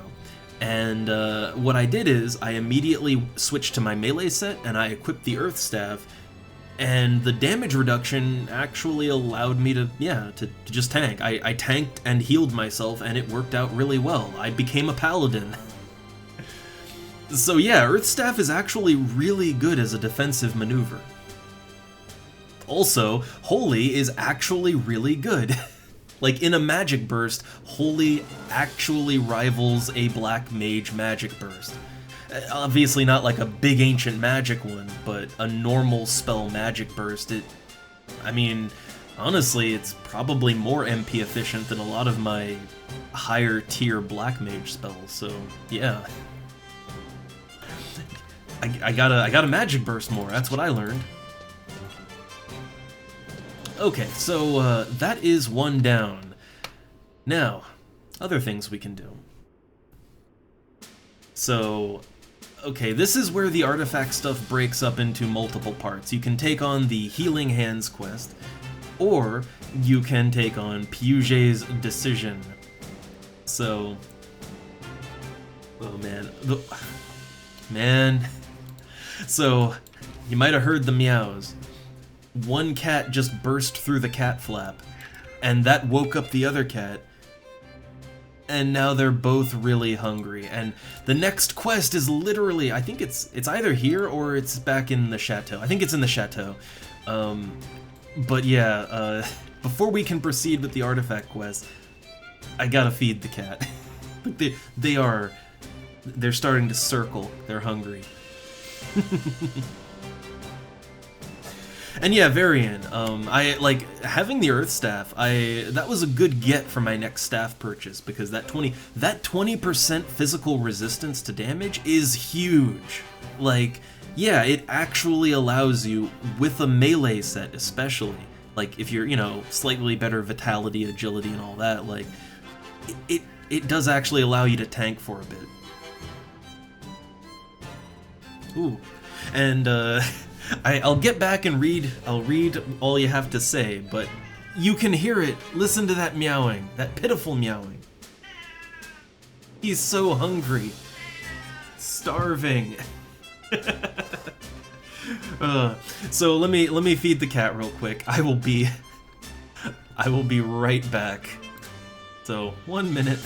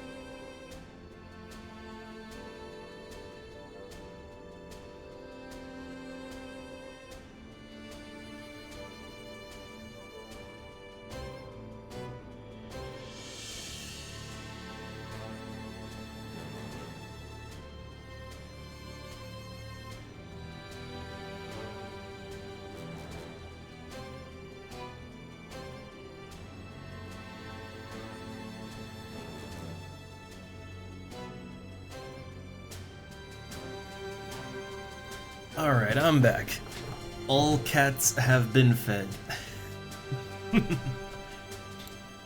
Like, they really will not allow us to do anything if we don't give them attention and food. And it's not just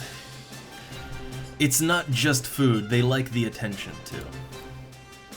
Like, they want us to acknowledge their presence. Alright.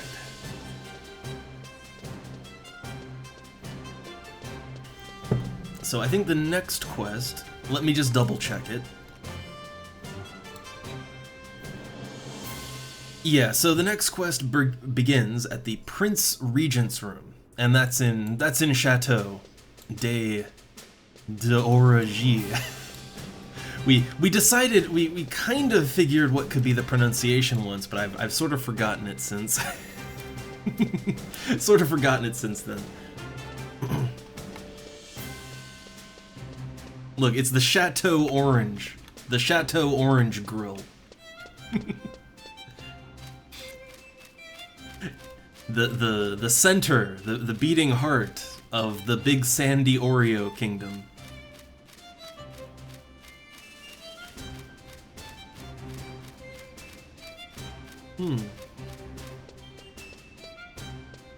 Ah, I see. Well, you know what I haven't really seen all that much of? I kind of wonder, like, yeah, there's the whole bard pull thing, but what about, like, okay, what I never see, and I feel like it would be effective, what about a carbuncle pull? Like, I never see that many parties, or I've only seen it, like, maybe once or twice, but carbuncle pulling, right? Like, pet pulling, where, yeah, you know, you send in carbuncle, he gets aggro, and then you release him, and then only the enemy that was fighting it will come back. I would think that would kind of be the way to do it, right? Like, even more so than, like, crowd controlling things.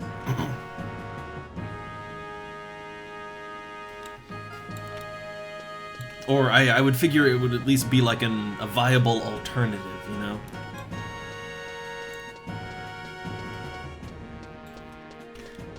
but I don't know. Also, I've actually never partied up in Ifrit's Cauldron before. I have never had a party in there. Maybe I will at some point, but not once so far. The only time I've even been to Ifrit's Cauldron was... It was when I was doing the Zalart missions, and you kind of have to just pass through there to get to that one thing. It's like ZM4 or 5, or I don't know, it's somewhere in there, right? One of those ZMs. But that was the only time I ever went to Ifrit's Cauldron. Yeah, in Black Mage Burns, there's always a... Yeah, in Black Mage Burns, it's always a summoner that's doing the pulling, but I mean for like a normal party, right? Like, why not, right? Why not?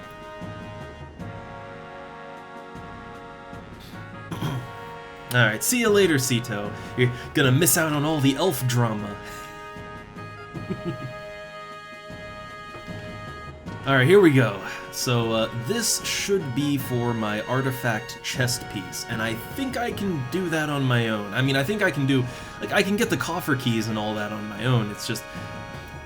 The one that's gonna be a problem is Garlage Citadel. Like, I have to get other people to help me with Garlage Citadel, but everything short of that, I think I shouldn't need another player for anything, I think. Alright, here we go. Time to mispronounce people's names. What foolishness is this? I've done nothing wrong. Think of some way to defeat the Beastmen, if you've time to worry over me. Brother! Okay, we got these guys again. Let me guess. And Narsharal sent you to convince me, no? Alright, yep. Know you why Narsharal frets so. It was 20 years ago that armies of the Alliance offered the Marquisate of Tavnasia as bait. The enemy was given false word on where the leaders of Tavnasia would gather. As hordes of beastmen launched their assault, a daring company of volunteers struck the unguarded gates of the enemy. There they found and slew the Shadow Lord, but his horde reduced Tavnasia to ash and smoke. In all likelihood, their lord, Marquis Altador, never suspected betrayal from his stalwart allies. The horde had come upon them at night. Valiantly he fought to defend his keep. In the end it fell, and he fled the city. Near the necropolis, though, they caught him. Though he felled 700 of the enemy, there he met his end. Man, 700, like that dude was... That dude was just Lu Bu in Dynasty Warriors. Just... Alright, the Alliance sent troops to aid in the defense of Tavnasia, but none can deny that it brought ruin upon her. Marquis Altador is my... Oh, what am I to do? Prince Puget. Oh, Prince Puget, are you there? Oh, Narsharal, come in. Prince Puget, I just saw Prince Treon, and he seemed well. Yes, I'm sure he seems well to your eyes. Surely Prince Treon will learn of all this, my lord. We will lose this chance to strengthen the influence of our faith. You mean the cleansing of the damned, and offer them atonement by my hand? No, my lord, to rid ourselves of the threat of the dead. My lord, the heir to the throne of Sandoria must not jest of atonement. I'm sorry, I have a plan. I will not allow my brother to deploy troops. If this goes on, all will be discovered. Chaos will consume Sandoria. No, all of Vanadil. Well, nice to know the stakes are high. Narsharal, I have news. We received word that a dark stalker walks in the guise of Marquis Altador towards Fey Inn. In that place festers also souls of nations beyond Tavnasia. Perhaps there he seeks an army. An army of the dead? It's hard to believe that we'd be fools not to. Great forces of the dead still rest in Eldime. We've also discovered an item that they all carry when they appear. We failed to obtain one, but they say it's called a Tavnasia bell. Perhaps it is a signal of some sort. Let us make use of it in our strategy, once we have it. Well then. Yes, we cannot wait for orders from the expeditionary forces. We shall send a cadre of worthy adventurers. Make for Feyin upon acquiring the Tavnasia bell in Eldime. Great rewards await those who serve with distinction. May fortune favor you. So that means we gotta go to Eldime, and we gotta do some looting. I have no idea what the drop rate on these things is, but I guess, yeah, no idea the drop rate, but I think the enemies can be fought on the first floor of the necropolis. I don't think I have to go any deeper than that. So I think we should be okay to, like, we should be okay to go there solo and not need any help. But also Varian, yeah, I guess I could get, like, you know, obviously pulling directly will always be faster than pulling with a pet, but if the pulls are just so dangerous that it's not really an option normally, I don't know, I mean, yeah, the pet pull works. And it is pretty safe, too. You can't really go any safer than that.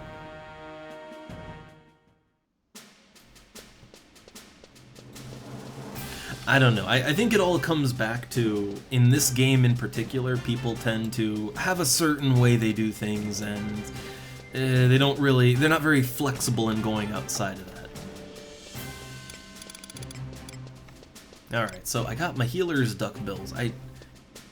I mean, I'm trying to think if I will actually make use of this. I don't think I will. Like, I mean, having an interrupt rate down, okay, cool, right? But solo, I'm not gonna use this, right? Like, solo, this is not getting used. I would rather have, even if the defense is worse, I would rather have plus evasion gear. And in a party, I mean, I guess in a party, I could use this as sort of a defensive set, right? So that I could reduce the chance that I get interrupted when I cast spells. So if I have to go full turtle mode, right, with an earth staff and survive, I guess I could use that so I can still get, like, cure 4s off on myself, right? Like, what I might want to do, actually, and I might want to do this for Black Mage as well, I might want to make another set for each one that is melee focused, like it's got all the plus evasion, the agility, the vitality, all the stuff I use when I melee, but maybe focus it a little more towards being, like, even more defensive and with interrupt rate down, and yeah, like, basically have it be a set that I can wear if I pull aggro so that I don't just die, right? Probably it would be good for that. Alright, so, yeah, we gotta go to Eldime Necropolis first, right? Yeah, so first thing we gotta do is go to the Necropolis, gotta kill Darkstalkers. Wikis say that it can be found, well, you can find it after dropping down from A, that's one place you can do it, but it says they can also be found on the first map. So 2 in the North Room and 2 in the Far West Room. The Far West Room does not require any switch pulling, right? Like, I think you can solo pull the switches so that you can go straight from east to west, right? I've done it before, so I think as long as no one else is pushing buttons, then I think you can just straight east to west. So that would work out just fine. So I think that's what I'll do. I'm gonna warp to Juno just because at this point it would be quicker than walking to the Mog House in Sandoria. Gonna change out to Beastmaster, and we'll use that for the rest of the quest.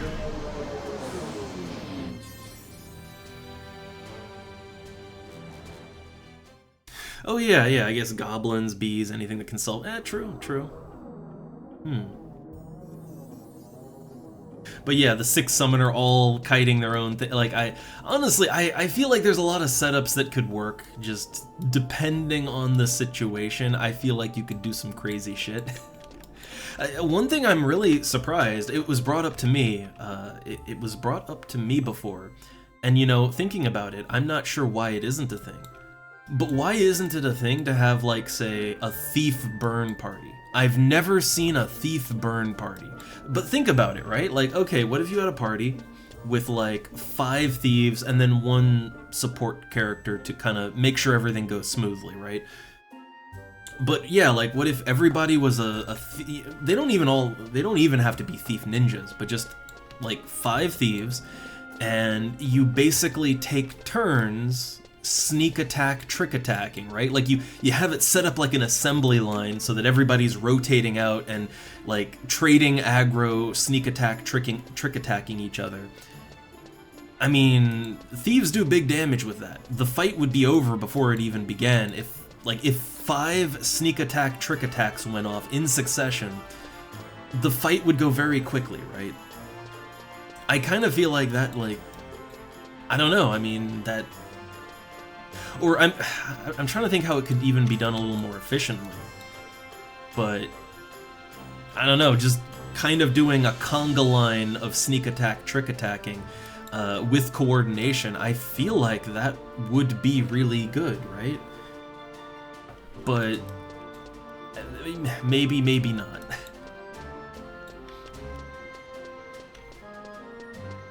And really, I guess it doesn't even have to be a thief burn per se, but just, yeah, a party that has multiple thieves. I feel like it would go really well. It's not kosher. I don't know, to me, I don't see why it isn't a thing, right? Because I know how much damage a thief can do with that sneak attack, trick attack. And yeah, if you had like 5 of them, I mean, the enemy would just melt, right? It'd be the same principle as a black mage burn, basically. Except maybe a little harder to pull off, but still. Also, while we're in Juno here, and we're on white mage, yeah, the other artifact quests. Yeah, so I'm just gonna skip through this one because we've literally seen this twice already. Okay, we've gotten this scene 2 times already.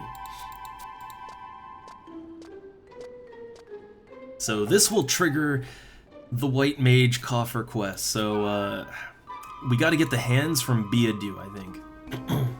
Yeah, the hands from Beadu for White Mage, and then I think the optional parts. Yeah, the optionals are in Garlage, and not Eldime, but. God, it's Beadu, Garlage, and then I think the Crawler's Nest, right? Yeah, Beadu, Garlage, Crawler's Nest. The only one that I'm really afraid of is Garlage Citadel. Like, I know it's gonna be a nightmare to get 3 other people to help me to open those doors, right? It's always a nightmare to get people to help with that. But other than that, I think the White Mage artifact quests aren't that bad, actually. They don't. Yeah, it's really only Garlage Citadel that goes to somewhere that I hate.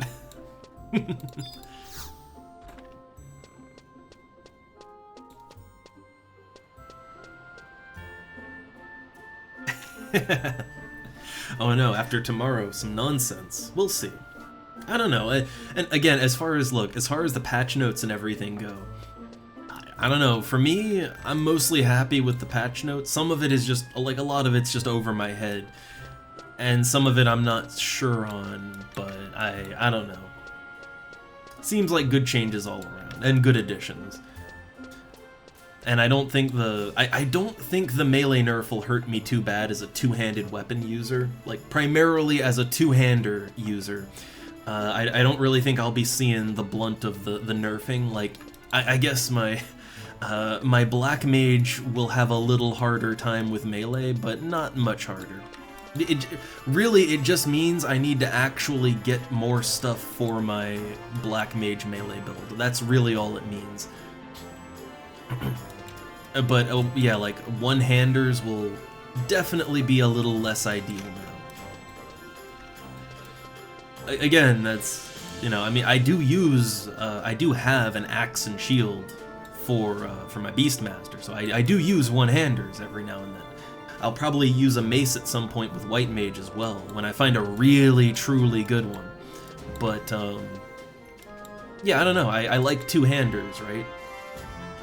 I like the old slow but big damage, and yeah, for me, not much is really gonna change tomorrow. Not a whole lot.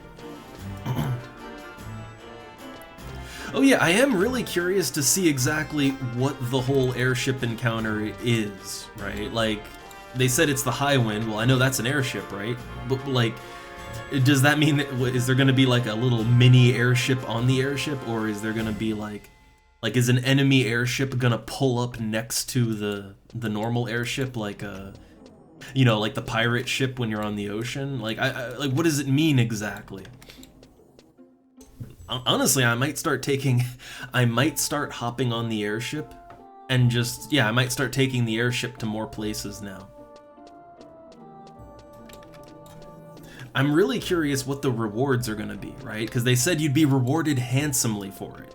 So I am very interested to know what the reward is exactly. But I think that's honestly something the game needed, because people have asked about it before, like, you know, oh, does anything cool happen when you're on the airship, like the pirate ship attack? And no. Well, yeah, fix that now. Fixed. You can die on the airship now, too.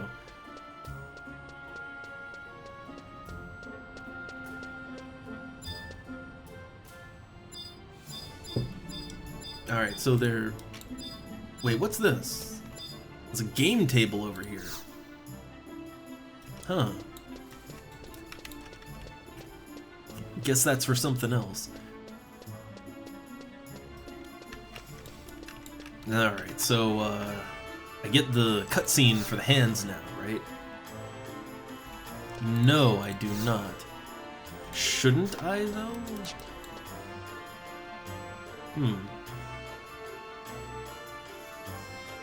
I'm trying to remember, I'm trying to remember the order of events. Like, you talk to Gooselam, right? And he informs you about the hands being he informs you about the hands and some other stuff, too. Like, he didn't say to go to Beadu, did he? I'm just trying to think, like, have I done everything to advance to the next step, which is just get the gauntlets. I have the quest in my list now, right?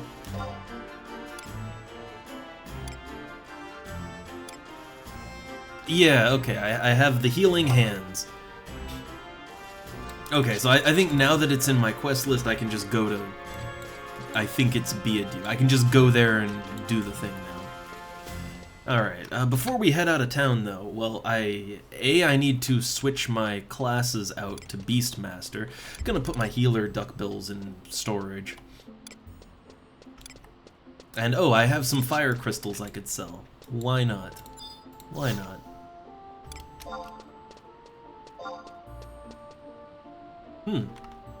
I find it interesting that fire crystals are going up like they are, right?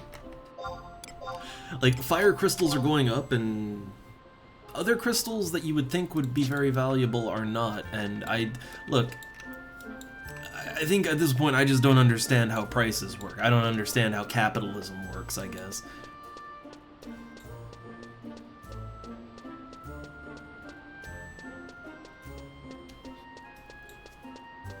Alright, so, to Beastmaster, get all prepped up and good to go, and then, yeah, let's hit Eldime and try to fight some Darkstalkers.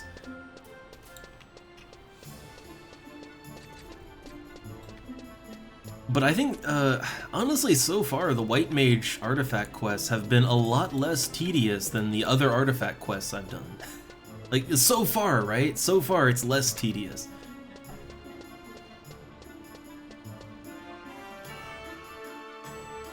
Ah, I see. I guess I always thought that the fire crystal price was primarily determined by how many people were doing low-level parties in, you know, in something like Gelspa, right? I always figured it was Gelspa that was doing it, but I guess it makes sense, yeah.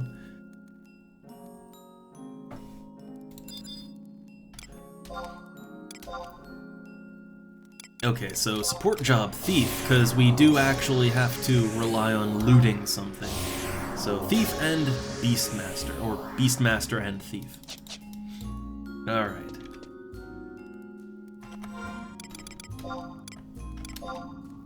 Let's get that good style on again.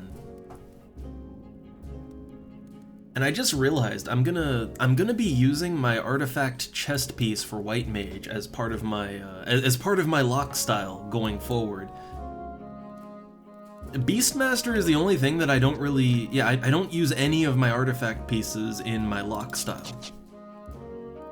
I don't know, I'm not a huge fan of the Beastmaster, like the armor or the chest piece or anything, and it doesn't really mix well with a lot of the looks I try to go for, so, you know, Beastmaster doesn't work for me that way.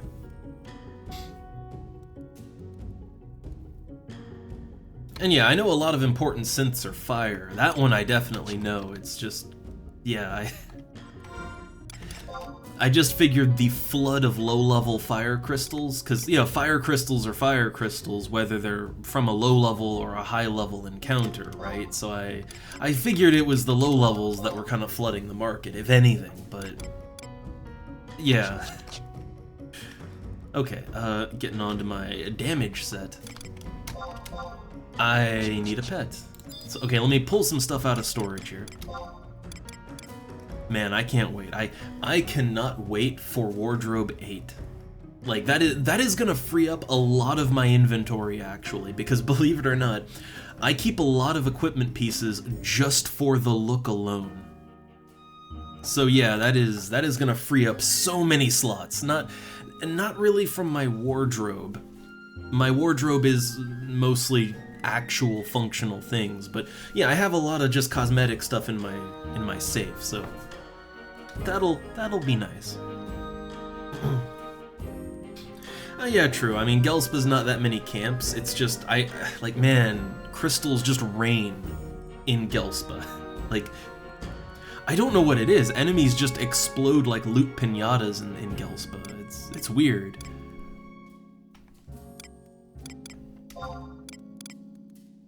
Alright, so, I don't need my water crystals right now. I'm just gonna sort that out. Kinda stopped crafting pineapple juice. I don't really need it as much anymore. So, we're going into El Dime, so you might want to bring some holy water, some antidotes. You know, might be a good idea. I prefer the rabbit, but I have one sheep pet that's just kind of, it's the odd one out, right? And I want to clear up inventory. So I've got personal food, I've got pets. I don't have any pet food. I might want to rectify that. Might want to correct that issue. So we'll start with the sheep pet just to get it out of me old inventory, right? But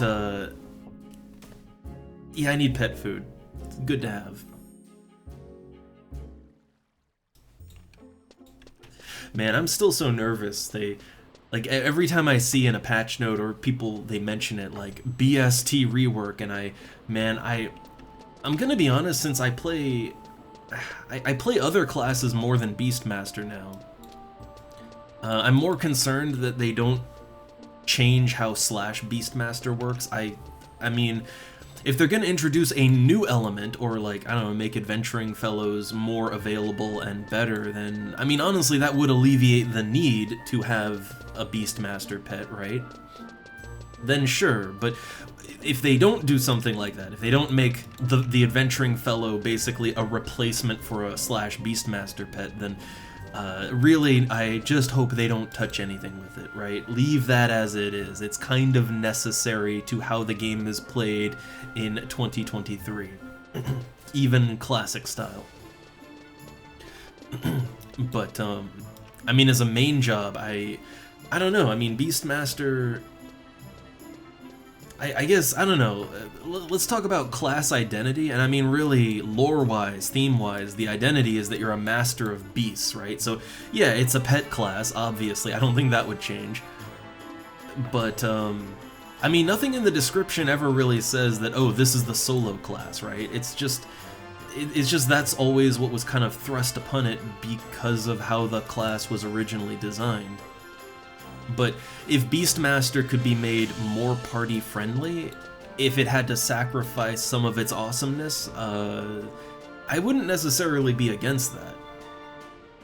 But I think I don't know, I think that nerfing them down or whatever, doing something that makes their ability to do things alone weaker, I don't really think there's a way to do that without just making their pets worse, or, you know, nerfing them in a way that would make them less viable even in a party, too.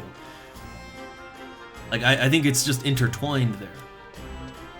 I mean, that's kind of pet classes, right? Like, Summoner is also very good at soloing, you know, because you have the safety net of a pet, right?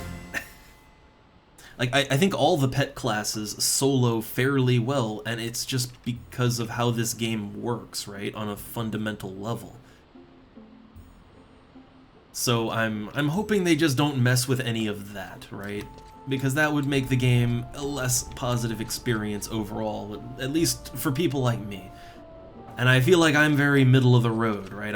I generally feel like I'm a good measuring stick when it comes to average player in MMO. I tend to play a little out of the box, but I mean, you know, a lot of people like to experiment in a game that lets them experiment, right? I'm not married to any one style of gameplay or anything. I just go like, okay, I want to play this game, what works to play this game, and I go from there, and I think that's pretty common, right? So, if changes don't anger me, they're probably good. Most people will probably like them. If a change kind of ruins how the game plays to me, then that's probably an issue. That's probably like, oh, that's probably maybe not a good one. Because, yeah, you know, you could nerf Beastmaster down, but as long as it keeps its theming and is still a class that can be soloed and works well and parties with others good, again, I'd trade off some of that solo ability for better teamwork, right? Not married to any ideas. But I just feel like at this point there's certain things that are so deeply entwined in just the fundamentals of the game that if you change them, it would cause rippling problems, you know? I'm sure they're aware of that. I can't imagine they're not.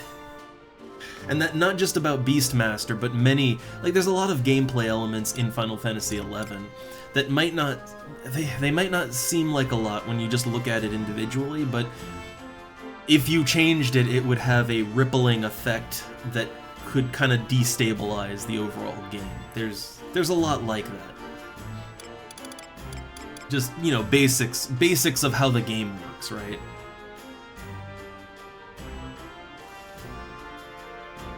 Yeah, like, see, here's the thing, because they've already, like, they've already done a good little bit to make the individual pets more unique. Like the last set of changes, right? They, you know, they overall nerfed a lot of the pets, but they, yeah, they made like the more tanky paladin type pets. They're more tanky and all of that relative to some of the other pets, right? Some of the pets are better at dealing damage, but they're not very tanky. They've already gone a good way to make the pets have more identity, and that's good. That's good, right? It did mean some nerfs, right?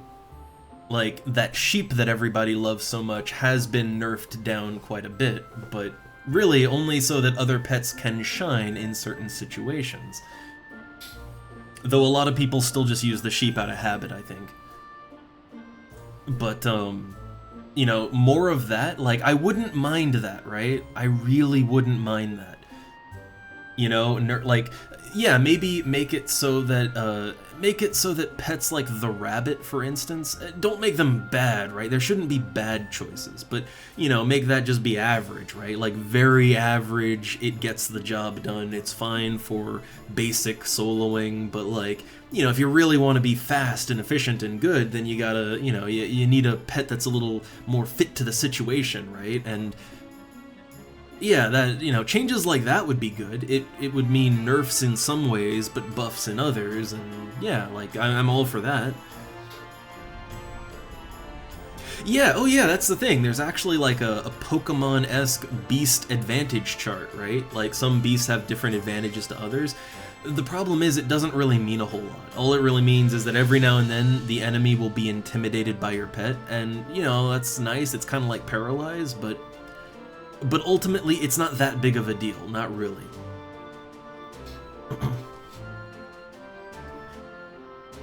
Yeah, so like if, you know, let's say for instance if one animal has an advantage over another, what if it got like, I don't know, a 20% damage boost, something significant, right?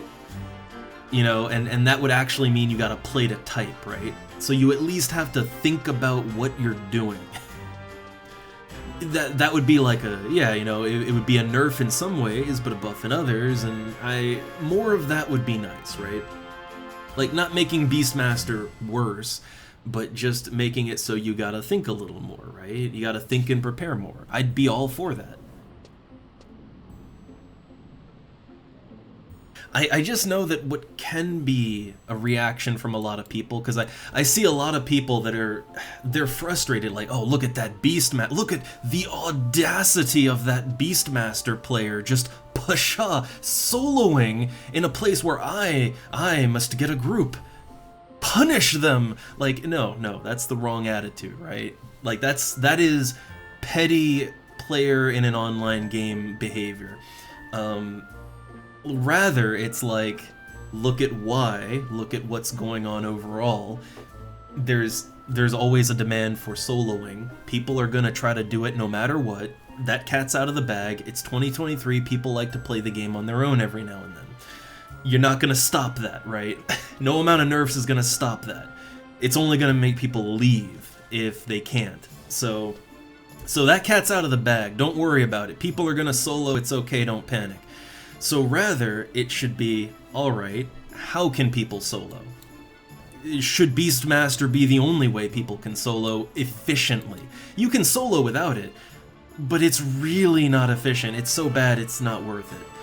So like, okay, you could, you know, the choices are either, alright, keep Beastmaster just being really good in all these situations, or give other methods to allow similar levels of efficient soloing, right? Because again, the cat's out of the bag. The genie's not going back in the bottle. People want to play games on their own these days. At least every now and then. Like, not always, and not as a replacement for a party, but they want to play alone sometimes. So I think just looking at the hows and whys and the nuts and bolts of what's going on, right? Look at the cogs of the machine, so to speak. I think that's the way to look at making any big sudden changes to how the game works like this. But anyway. So far, no panic. So far, I'm good. It's all okay. Also, oh, the wife's back home. It's only noon though, so one sec. Let me let her in.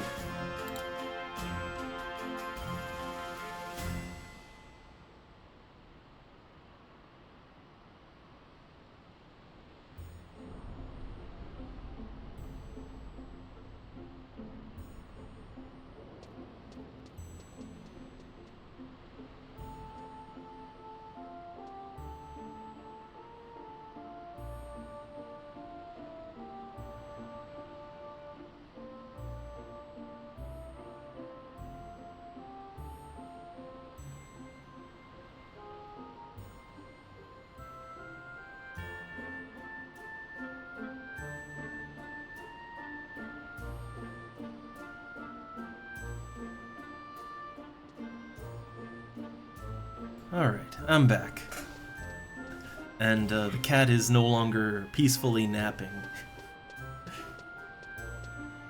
But he still looks comfy. Peacefully cuddling now. Yeah. Alright, so, okay, my rant on balance and all that aside, looking at the patch notes and just how things have been going, I think it's all fine. No problem so far. I'm only nervous about any big reworks, right? I think everybody gets a little nervous when they see rework coming, right?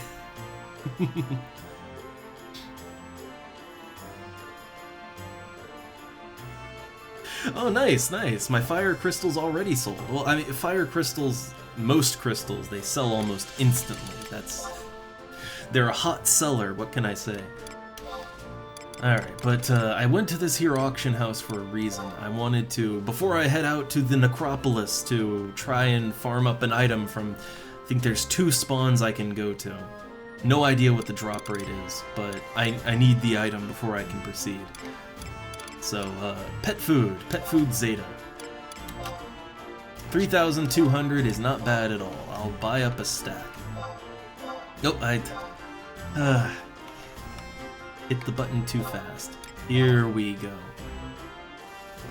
Also, I'm just kind of curious, what is the basic, well not basic, but what's the HQ rabbit pet up to? Since I can make those really easily. 4K. That's still good. You could make a profit on that if you wanted to. Not a huge one, but I wouldn't craft the rabbit pet as a profit thing anyway, but it's always nice to see what things sell for. And I saw, oh man, I saw the wave, but oh, there you are. I will return wave. The traditional MMO greeting and goodbye of /wave. Or, well, if this was the kind of game that allows you to. The traditional greeting is to just jump up and down in place repeatedly. That's what we did in the real old MMOs. But there's no Z-axis in Final Fantasy XI. You're not allowed to jump. It's illegal here. So, alright. Necropolis. I gotta remember, the quickest way out to that would be Lower Juno. So back to the central pillar here, around to Lower and then out. And that'll take. No, wait, no, Upper. Lower goes to. I don't know why I mix that up all the time. Lower goes to Rolandberry Fields. Port goes to Saramag Champagne. I think that's how it's said. And then Upper goes out to Battalia Dens, and that's where the necropolis is. I always mix up the 3 places, and I don't know why. I've been here long enough, right? But I keep mixing them up. Alright, so I'm hoping that I won't need another player. I will say, we got lucky on this one. The White Mage artifact only requires me to kill an enemy there that's on the first floor. If I had to do the actual coffer quest there, I did the one for Black Mage off stream, and I'm kind of glad I did because it was an absolute nightmare. Even with 3 other players who also needed their coffers, it was a goddamn nightmare. Whatever developer at Square Enix created the Necropolis and the whole thing, I can only imagine they no longer work for Square Enix, or they got promoted to CEO, one or the other. Because it's just diabolically evil how it's laid out.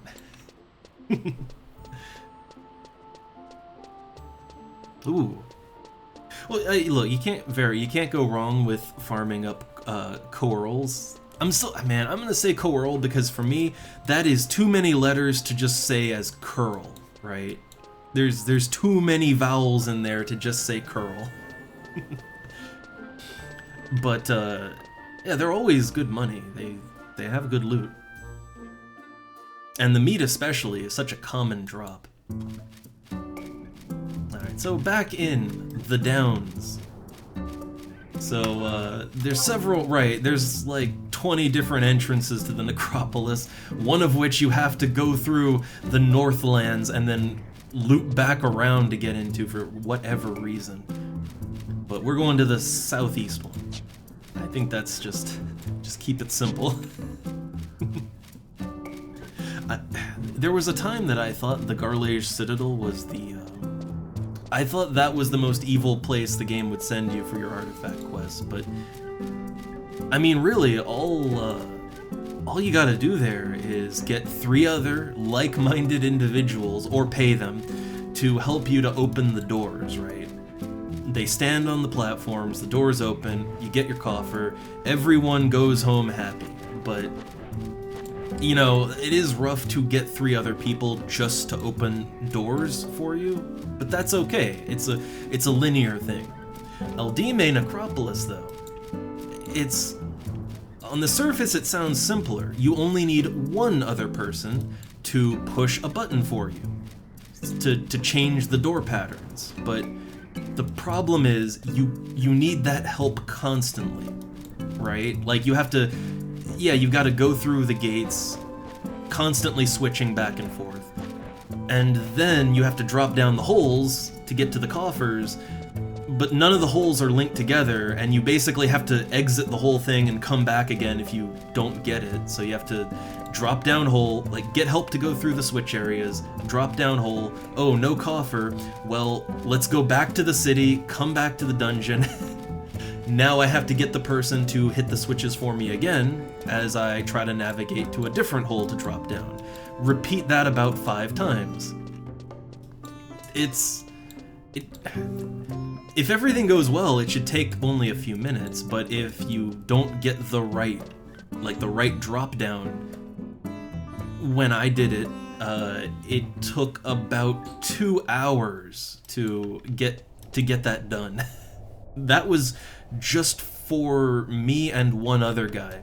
The 3rd guy didn't get his because it was getting a little late and we all had to go. But I feel bad for the 3rd guy. But yeah, I think that's... Yeah, no, I'd say that's probably the most insidious map design in a video game I've ever seen. Yeah, just look at this pretzel of a layout. Okay, so I think I won't need help with this. I think because it's an up-down, left-right switch thing, left-right will allow me to just go straight west, right? So I can hit the west room without anybody's help. I might have to manually pull one of the switches, but I shouldn't need help with that. So let me pull up my pet. Alright, got my Lullaby Melodia sheep. I like the rabbit better still, but I have 1 sheep pet, so I'm gonna use it. Alright, and the enemies in here, oh yeah, I don't think I need to stealth on the 1st floor. I don't think anything will attack me. These revenants here are, yeah, 47. No threats. Well, I'll just equip my pet food. So first thing I'll do is test the waters and see if the gates are already open.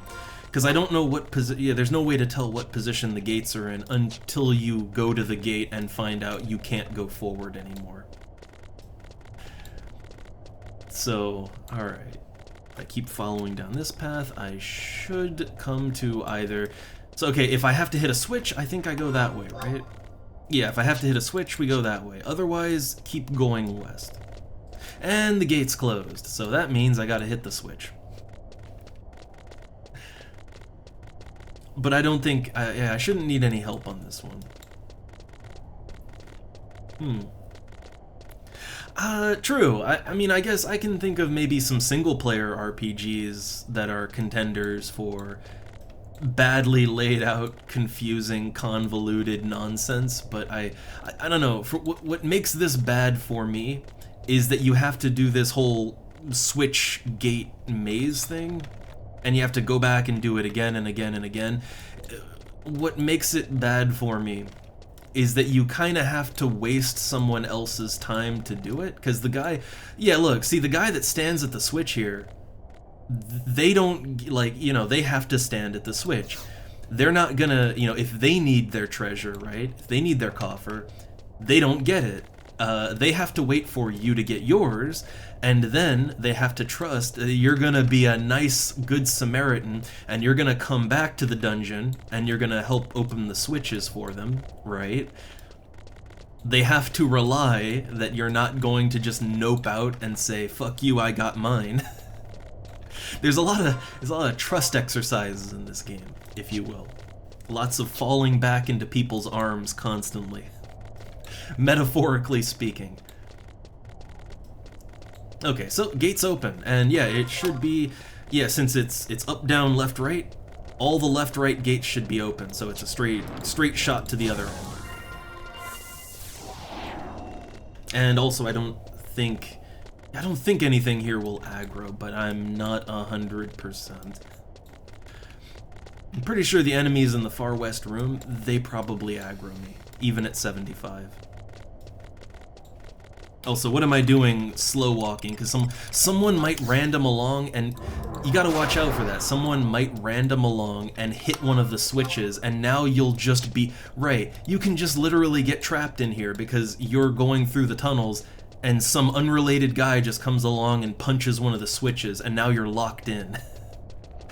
Right, yeah, forgot about that one. So, you know, I used to think Garlage Citadel was the worst. No, not at all. Not at all. I will open that gate all day long.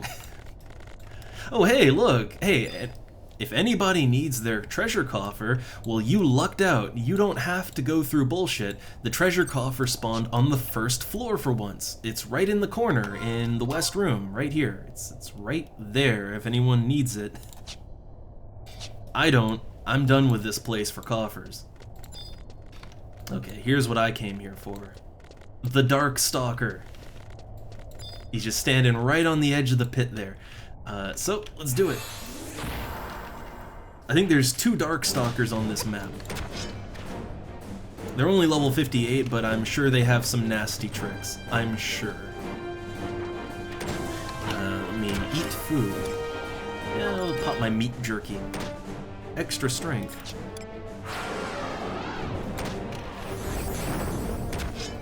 So, nothing could really tell me what the drop rate is on the item that I need. That makes me nervous, because when none of the official wikis or anything have any kind of drop rate listed, that usually means you're talking sub 1%, which, since there's only 2 of these guys... Yeah, that might be the rest of the stream, but I hope not. I really hope not. It's a quest item! You need it to get your artifact stuff, so I'm hoping it's an easy drop. Well, nothing. It's never easy. I mean, look, we lucked out because we don't need the coffer here. Like, because we have one of our artifact quests goes here, that means there's no coffer quest here. So that means we're free and clear on that end. But we gotta do this. Yeah.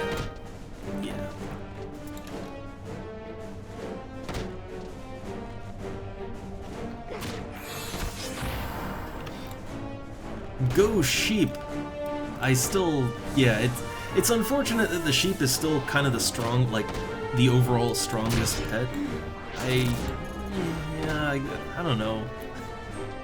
I have issues with the sheep, mainly that it's just so big it kind of takes up screen space, you know?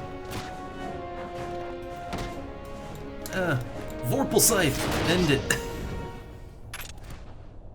Well, I got a dark crystal. So yeah, I think we're gonna be in this room for a while. There are only 2 Darkstalkers in this part of the map. The rest of the Darkstalkers are on the north chamber here. But unfortunately, the north chamber that's an up-down connection. So if you want to get in there, that means you need someone, yeah, you need someone to pull the switches. And I don't really want to bother anyone for this since I can kill the enemies that drop it, you know, here. There's 2 spawns. I'm not sure what the respawn rate is, but they're not super high-end enemies. It shouldn't be very long. But one of the spawns is up on the north end, not doing that. The other is in the middle, same problem. I think there's more in the middle and down when you drop down. But again, without harassing someone, without begging someone to come to El Dime and please stand here and push buttons for me for like an hour, without doing that, I think I'm just gonna stay in this room. Why not? Fortunately, there's other things I can do. There are other enemies here. These Utuku. I have no idea if they have any loot that is worth anything, though. I don't know, but they are level 57, they're easy prey, that means they give me EXP. So, why not? Let's do it for the XP. So, sneak attack, scythe out, big damage time. And it immediately winds up a Firaga 3. Or Firaga 2. Okay. A 3 would have been run away now. 2 is okay. Alright, so I think we're gonna be in this room for a while, so strap in. Strap in. Oh, cat wants out. Oh, I need to get to it. Need to get to it. Wait, it's rippling. What is rippling? Alright, so, okay, we'll finish this combat encounter. And I'm gonna at least put out the old temporary water bowl until I can give the full cleanse to the cat fountain in a bit.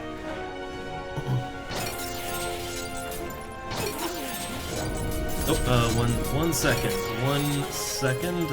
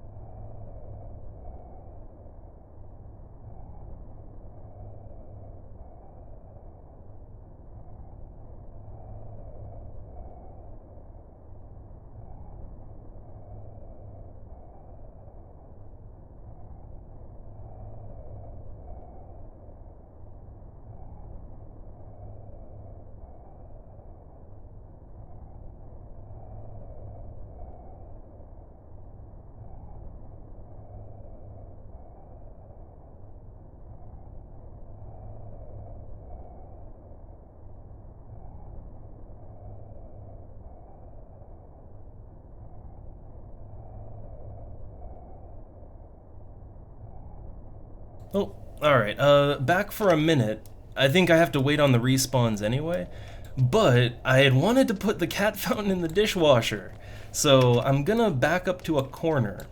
Alright, gonna back up to a corner here. A nice safe spot for the moment. I'm just gonna take a few to get the cat fountain. I kind of meant to do it when right before starting, but I need to adjust my alarm. I need to adjust it back an hour for that.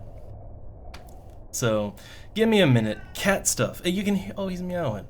Oh, I think he's really just hungry again. He's hungry again. He's sitting at the food bowl. So, alright, give me a minute. I think I have to feed the cat again, too. So, both cat feeding time, and also just a slap in the fountain into the washing machine. So, 1 sec. Well, a couple minutes. 5-minute break. We'll be right back. And then the tedium continues. So, be right back.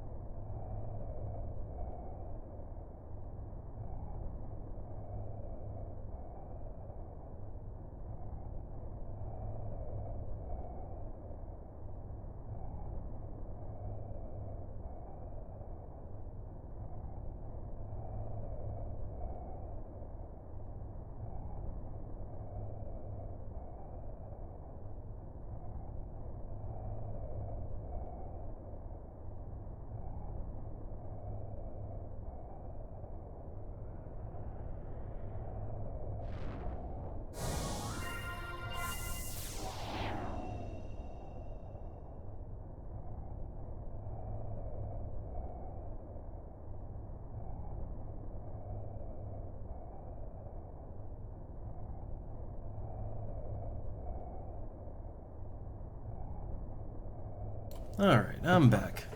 The cat fountain situation is under control. Fresh water put out for him, too. Ugh. Alright, so, taking that off. Still in a safe spot, that's good.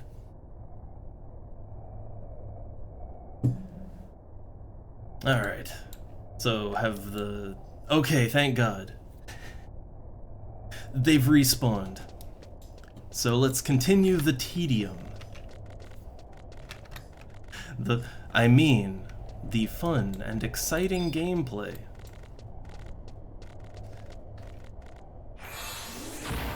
Wait, hold up. If the wikis won't tell me the drop rate on something, I'm pretty sure there's another option, right? There is another thing that will tell me, I'm fairly certain. I'm trying to remember the name of it. It's something, is it just FF11DB? Like, I think that's what it is. I think that's what it is. Let me hold up one sec. Let me just check that. So FF11, FFXI DB. Yeah, here we go.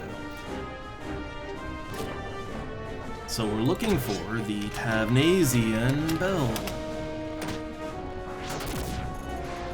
Or maybe Dark Stalkers. Look up the mob.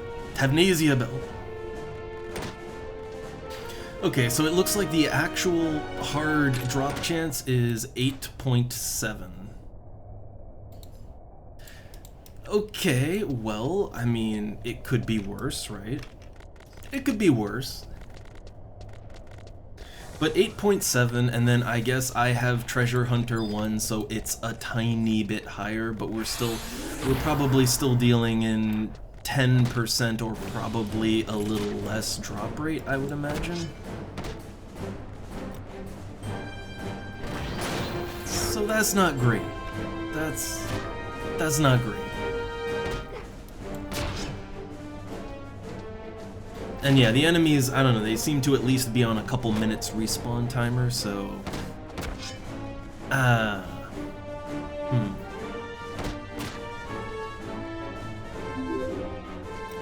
thanks. One sec, let me, end this and get back to my little hidey hole corner. Okay. No Tavnasian Bell still. No bells.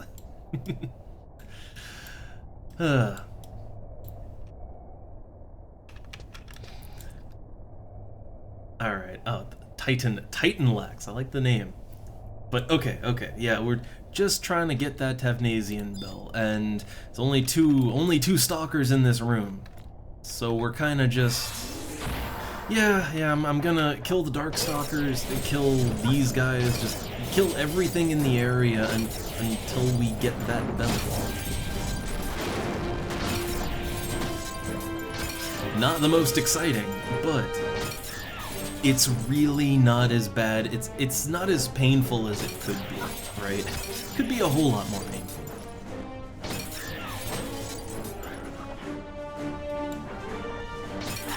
Oh, I never told the sheep to rest, did I? So it's just kind of, yeah. It's almost dead.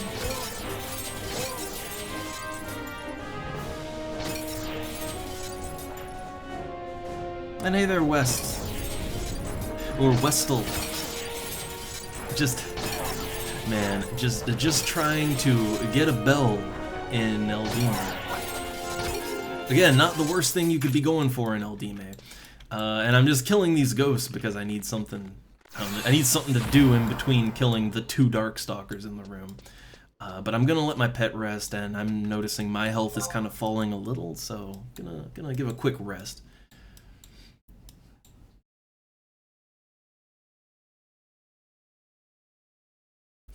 I do kind of still feel bad that we spent maybe, an hour and a half on the patch notes alone for what's coming today. Though I don't know, it was very interesting to see the direction things are going to be taking. But yeah, I actually wanted to get some gameplay in, and I want to get my artifact quest done my white mage artifact quests. I just finished up the black mage ones. And the actual effectiveness of the individual pieces on that is situational, but I like the look of it all. I think honestly I get more out of the appearance of the various equipment than I do out of the stats of it or anything. Like I get way more out of just the purely cosmetics of the armor pieces, but some of it is actually good, and some of it I might find a use for eventually. But honestly, I just like the look of a lot of the artifact equipment. It looks neat, and it helps to solidify your class identity, whatever that class might be.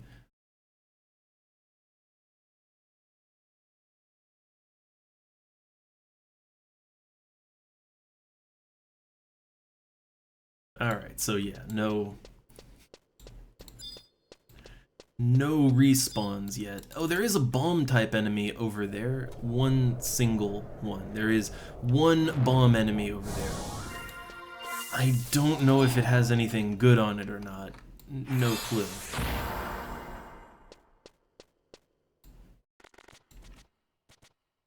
Huh, it's interesting pathing there. I'm not sure why it decided on that long route, but it did.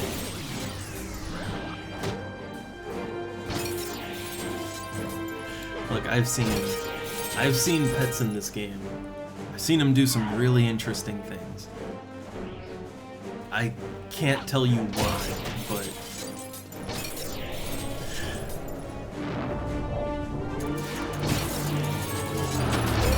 it's probably that there's a hole. There's probably a hole or something there, right? Because I know that the skull pits here are actual pits that will drop you down to the floor below. So I would guess that probably messes up with pathing. I would assume, right? Because again, there is no actual z-axis in this game. So I'd assume any sort of vertical drops would really mess with pathfinding.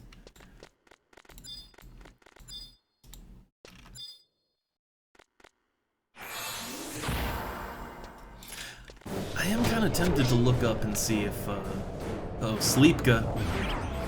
Oh, it's my favorite. Right, so I'm asleep for a full minute now. Let me just check. I'm curious. So, FF11. Utuku. Does it have any loot? Like, any? Not really. It's got... Yeah, it has Revival Tree Root and Cotton Cloth. Yeah, none of those are really loot, but, cool. I can check and see what the respawn is on everything. I think, right? Like, the Darkstalkers. What's the respawn on that? 16 minutes. Man. 16 whole-ass minutes, huh? Ooh. Well. That is a larger number than I was hoping for. I was hoping maybe it'd be more like 5, 6. That didn't feel like... I mean, I did have to take a bit of a break, right? I had to take a brief pause after killing the first run. But I was hoping it wasn't that bad.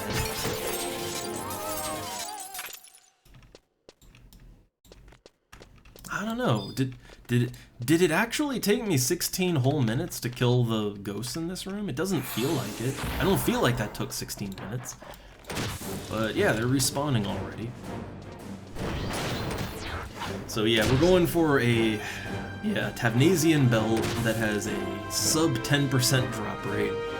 There's 2 enemies I can fight that I don't require help to get to. Welcome to Final Fantasy. This is Final Fantasy. The most Final Fantasy, in fact.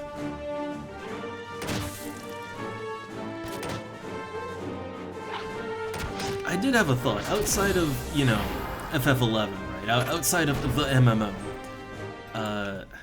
Final Fantasy games aren't really particularly known for their random chance low drop rate items, are they?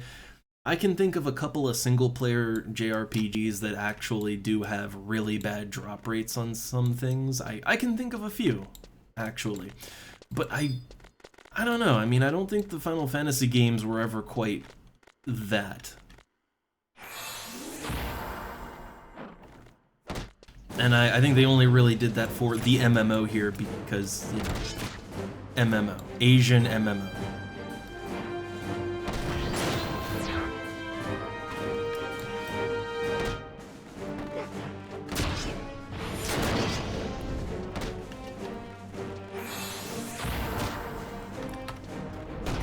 Also gonna switch out to my my carrot broth. That's the pet I would rather use in here. So when the sheep goes down, that's what we would replace it with. Alright. There's no more ghosts to kill. So what about these Azers? Azers. It's a bomb type enemy. I don't think their self-destruct would be an issue for me since I'm so much higher level. But I am curious to know if they have anything of value. Anything.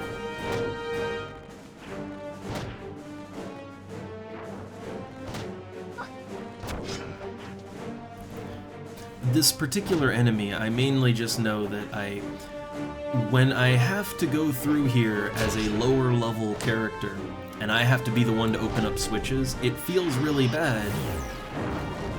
Because, yeah, these are fairly high-level enemies that are just guarding the switch, right? And if you're lower level and you need to hit that switch for someone, you can get to the switch room just, like, getting to it, you can sneak in, right? Invisible in. Bombs detect by sight and magic. So you can invisible in just fine. But you can't cast invisible to get out of there because that'll trigger its magic aggro. They do aggro to magic. So you kind of have to just burn you have to burn a stealth item every time you want to go in and out of that room. And that doesn't really particularly feel very good.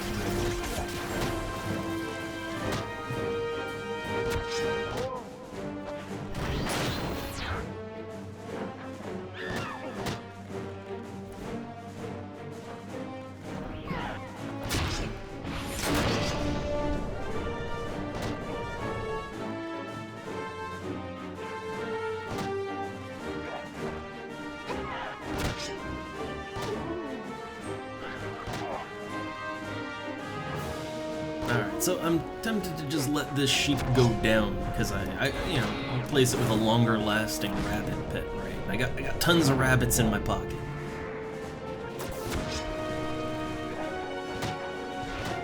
Oh, no steal. I mug it though. And I just had a thought. A quick thought here because of the upcoming changes. So well, I guess there's nothing to fight here now, so I guess I'll rest anyway. But yeah, the upcoming changes to Thief, the additions. So, I mean, apparently they're adding on an ability that, or not an ability, but they're changing mug so that it's a little shorter time. And when you mug, it gives a 5% increase to critical chance versus the enemy that you're fighting. And I think that chance applies to everyone that is fighting it, so it's a good party/alliance buff, actually. That's nice, looking forward to it. My question is, does that bonus also apply when Thief is your sub-job? That's what I would be really, really curious to find out. Because yeah, if it applies when you're a slash thief, I could see a lot more people going slash thief.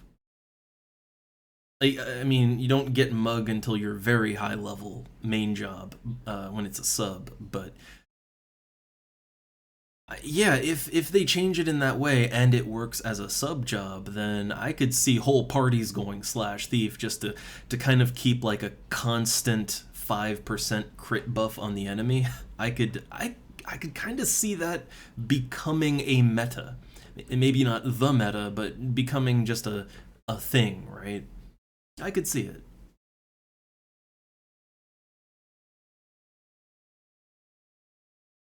I guess we'll need to know more, right? We'll have to know more, and I'm sure they won't just put it out there. So okay, someone will have to run a simulation.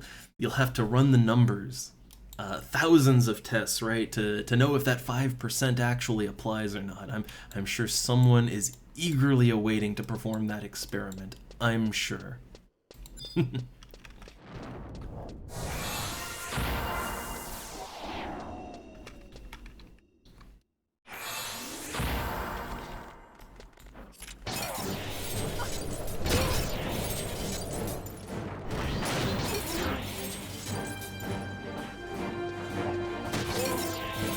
Alright, so yeah, and it's a very long respawn timer here, and, well, we're stuck here. So in the meantime, well, I think we kind of got a lot of our banter and just discussion out of the way when we were doing the hour and a half of patch notes at the start, so, not really sure. I got a lot of time here. Because, yeah, we might be here for a while.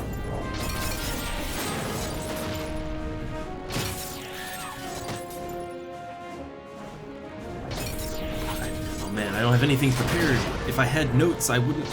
Even if I had notes, they wouldn't be prepared right now. Yeah, get comfy. See, look, before I looked harder into what the drop rate was, this is another one of those cases where I thought, oh, it's a quest item. It can't be that bad of a drop rate, right? We'll go into an LD main, alright, we'll get... You know, we'll get this nice and quick, and then we'll move on to the next thing, right? Oh man, I really gotta stop having such high hopes. I gotta stop huffing the rainbow like that. So yeah, this'll probably be the rest of the evening, or well, rest of the afternoon here. Not evening quite yet.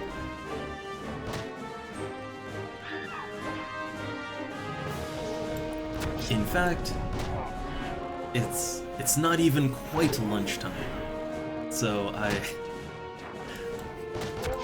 don't know. I've been skipping lunch. I will admit, I've been just sort of skipping out on lunch.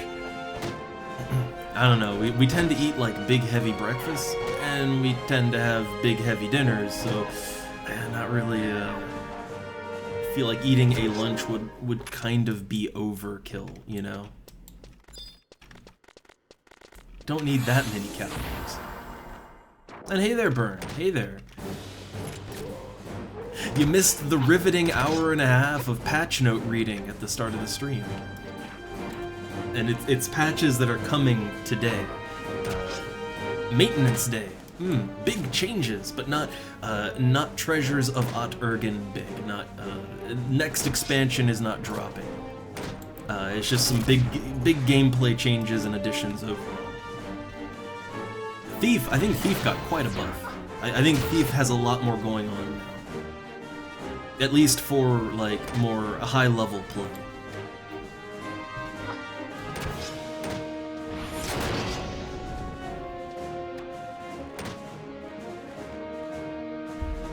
And they did some changes to Samurai and Paladin too to make them better, like just generally buffs to the class. But I'm not sure what it all means just yet, you know, because I don't play Paladin or Samurai, so I don't really know how much of an impact those changes would have exactly.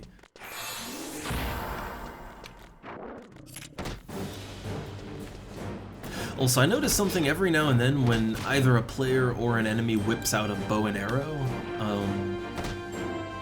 Sometimes, not always, but sometimes it's like the model just freaks out, right? And you see the bow model just stretch all over the place and go nuts, and it doesn't happen every time, but I've noticed it every now and then. It would happen on other private servers too, and I'm not sure what it is about bows, but it has that effect. It just has that effect, I guess.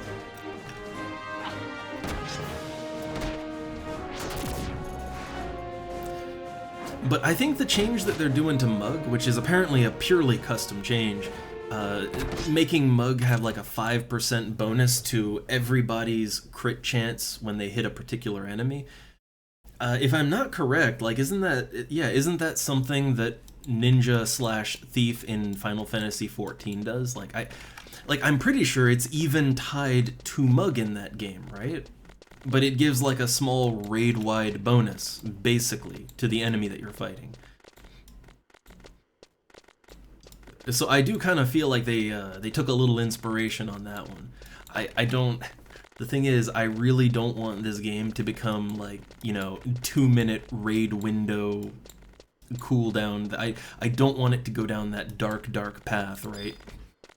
But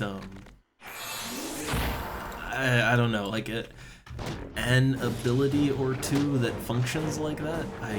I guess that's okay. I'm fine with that, I think. It's just, you know what I mean, right? You don't want every class in the game to be defined purely by their 2-minute or whatever, their raid buff window, right? You don't want that. That's how you get an FF14.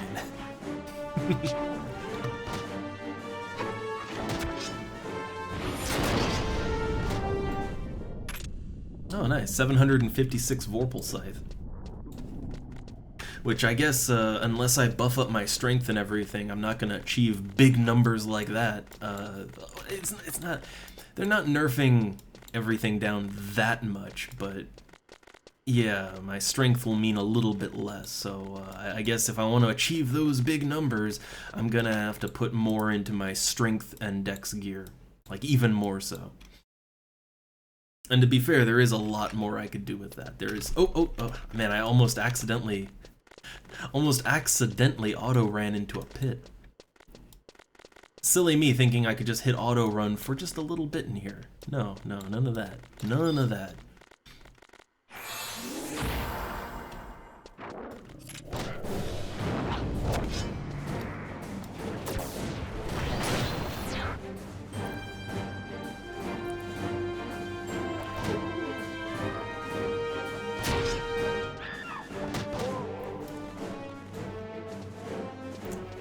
So, okay, we're here, we're stuck in grinding hell for this Tavnasian bell, right?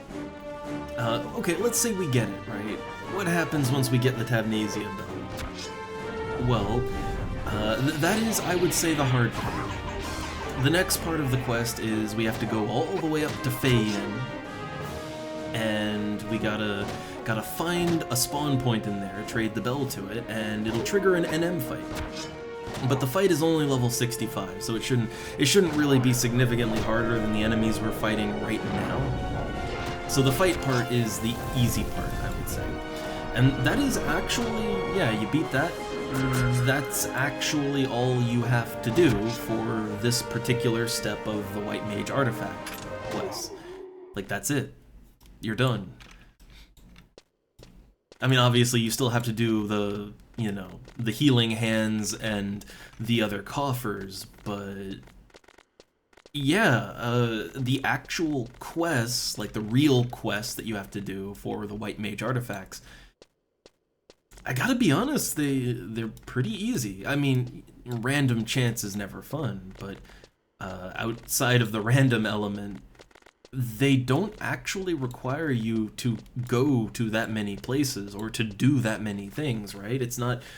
The Black Mage quests, honestly, there was a lot of convoluted filler in the Black Mage quests, if we're being straight, right? There was a whole lot of filler in there. There was lots of just going to winding mazes and doing things and making you actually use your 2 hour as part of a quest. Man.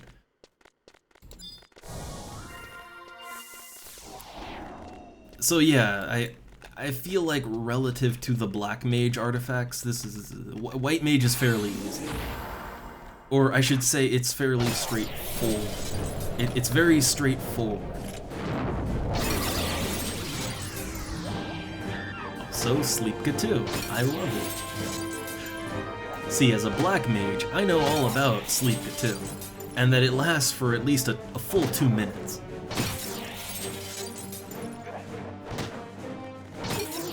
mean, what? There's nothing else really going on in here. I mean, I'm already cursed, right? I'm already cursed, so I don't have to worry about being hit with that. These don't have particularly strong spells. They're not weak, but they're not strong spells. Like these aren't the level 70 beastmen. It's not that, right?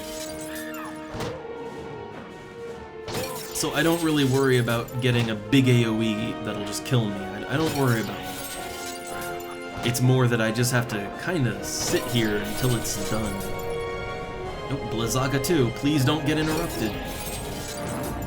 Alright, I'm free to move! Oh wow, that was a 358 damage Blizzaga 2. Ow. Just ow.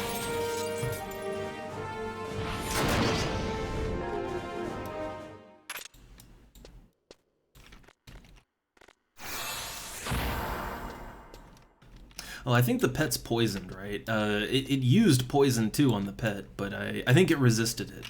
Good on it. So yeah, let's sit and rest, because actually my HP is low, and low HP means aggro for undead. Oh hey, the stalkers have respawned. I mean, look, they don't do any AoEs, right? As far as I remember, they don't really AoE or anything. So yeah, let's just send the pet in there. Let's do it. Get the pet killed, actually. No, wait, no, that's not what we want to do, because then I'll take damage. So, tell this one to leave. I want a new pet anyway. Call up the rabbit.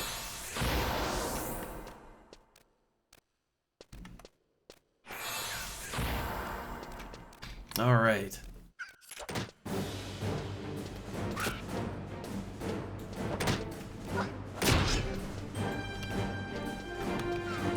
So yeah, I gotta be careful with the ghosts, because I do believe they will just attack me. Even despite the level difference, they'll attack me, right? Because of the health aggro.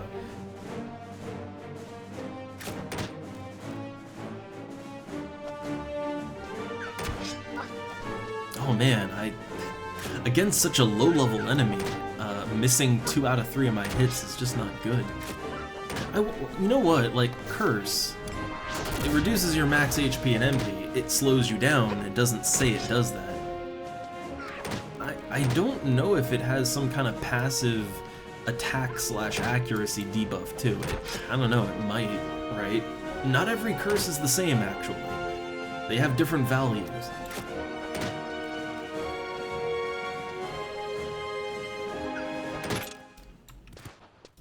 God, I love the way they just sort of fold in on themselves when they die. I mean, to be fair, that is just the elf death animation, isn't it? Like, that's literally just the elf player death animation, as far as I'm aware.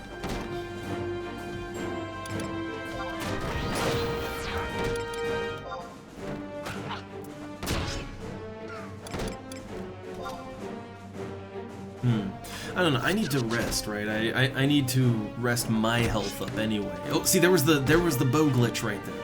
It happened. Again, it's not always, but every now and then it happens.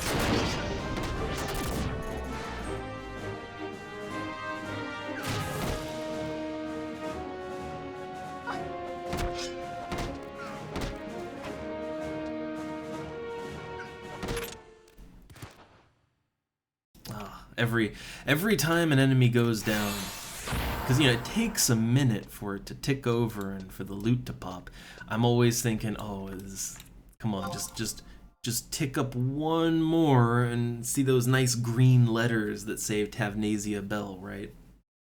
But no. So okay, resting in the corner for a bit so I don't get health aggro on enemies. I was kind of surprised that I got slammed for so much damage from a Blizzaga 2. Like, that was a little surprising. Well, the thing is, Jamie, I never used sheep before anyway. Like, honestly, I was never team sheep to begin with.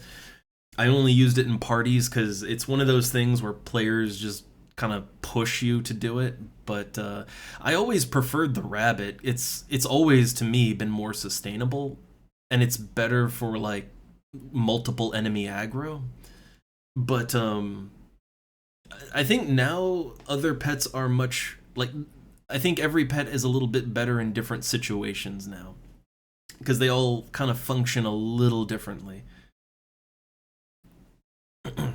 Most Beastmasters seem to just use the sheep still, because it does have solid damage and defense all around. It does. It's just the sheep never really stood out all that much, and it's never been ideal for a lot of situations.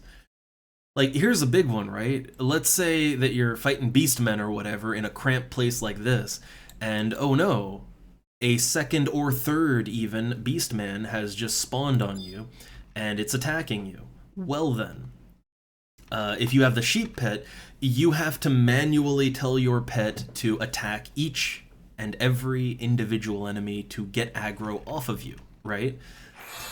So you can see the fight command has a 10-second delay. That means there's 10 seconds between every, like, telling your pet to get aggro, right? In that amount of time, high-level beastmen can do a lot of damage to you, or kill you, even. The great thing about the rabbit is, you can just tell it to do whirl claws, and boom, all the aggro is on the rabbit right now. One attack, right? And you can spam it to force aggro even harder onto the pet. So the rabbit has always been ideal for the way that I tend to aggressively play this game. I'm often having to fight multiple enemies at once, so being able to snap aggro away from all of them at once, it's always been kind of valuable to me.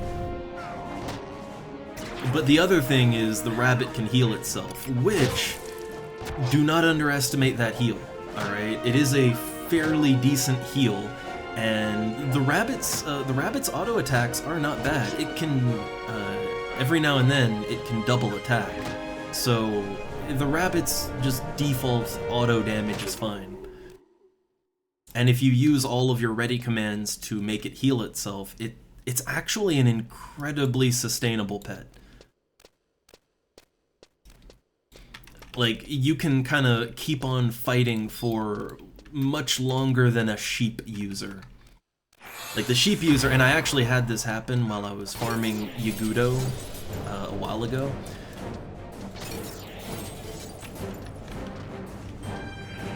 But yeah, I was farming some Yagudo in that area before the big gate before the password lock. Yeah, I was farming Yagudo, and there was another Beastmaster there who had their sheep out. They were a Beastmaster slash ninja, and I was a Beastmaster slash thief because I'm there for loot, right? Presumably they were too, but they didn't, you know, they decided ninja was for them rather than the loot chance. But yeah, the sheep user had to rest fairly frequently.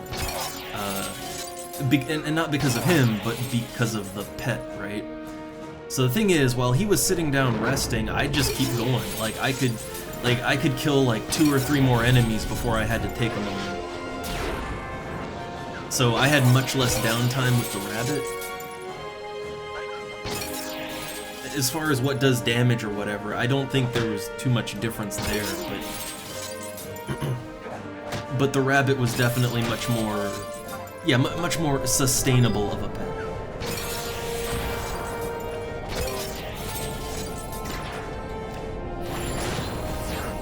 But I think in general with the changes, it's, yeah, like, every pet is, like, you know, like the paladin crab has certain, yeah, if you really need a pet to tank it out and just survive for a bit, paladin crab is good for that. I mean, it's always been good for that, but it is relatively, like, relative to the sheep, it's better now for that. I think the problem is the sheep was just way overtuned before. Now it's only slightly overtuned, not enough to really offset the benefits of some of the other pets. I mean, honestly, the rabbit is cheap. Like, the thing is, the rabbit is a super cheap pet. You can make it so easily, right? Such an easy pet to craft up. So the cheapness alone is a reason to use it, but then also it's just, yeah, with Wild Carrot it is fairly good at maintaining its own health bar. Fairly good. Oh my god, I got right, I'm paralyzed. Wild Carrot just got eaten by paralysis. Great. But yeah, it's not that like, oh, now everybody... see, that's the problem with this game, is that people tend to... they seem to be desperate, actually, to latch on to some meta, right? And it's like... No, it's like, no, okay, I guess now it's Rabbit. All day, every day. Rabbit forever. And no, it's like... It's situational, depending on what you're doing. Before, yeah, it was just that the sheep was way overtuned. To the point where, despite it maybe not being ideal theoretically for every situation, it was just so overtuned, it became ideal, right? Now it's just that things are more normalized, so other pets can shine in certain situations, in certain use cases, right? For this use case, which is kind of casual farming, right? Casual farming or EXPing, yeah, the rabbit's sustainability is very nice, and the fact that it is dirt cheap is extra nice. So you have a cheap, expendable, yet very long-lasting, durable pet, right? Maybe not the best, but it minimizes downtime.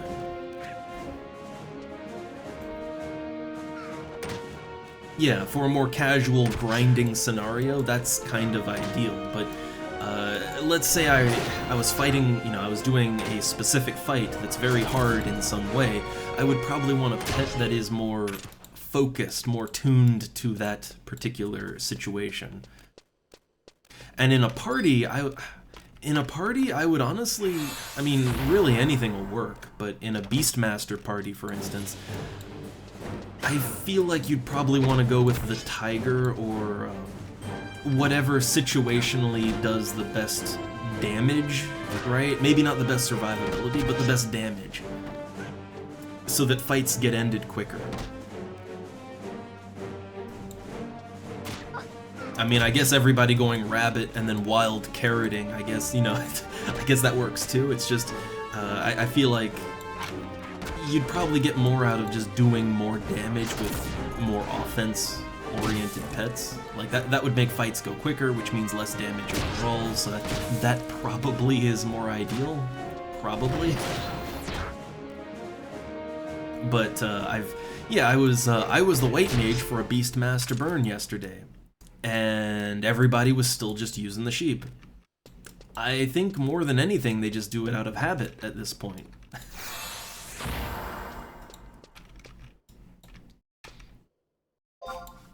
I think, honestly, a lot of Beastmasters, I think a lot of people just don't really pay attention to the patches or anything. I know that I struggle to.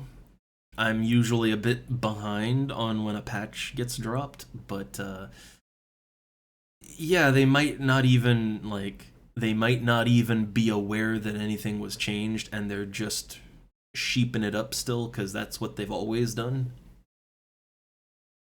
I honestly wouldn't be surprised. Again, that is sort of how voodoo develops in this game. I mean, isn't it? Like, yeah, maybe something did work a certain way at one point, but then it gets changed, and a lot of people are either unaware of or unaccepting of the change.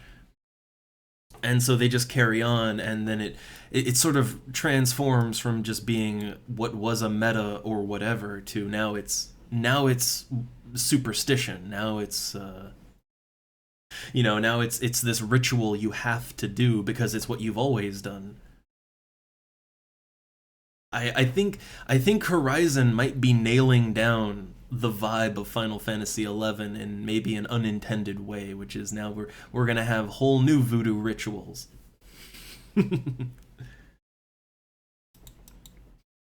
Years from now, people are gonna be exclaiming that the sheep is the only way to go because it's just better than everything else, even if several patches come along that nerf it into oblivion, right? Like, it'll happen. There'll be some hanger-ons.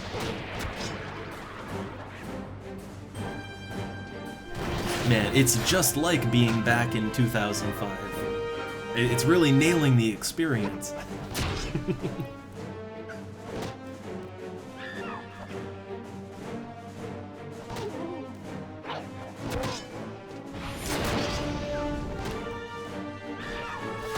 And the Vorpal Scythe, like the blades that come out of the floor, I didn't realize they were actually physically tied to the floor.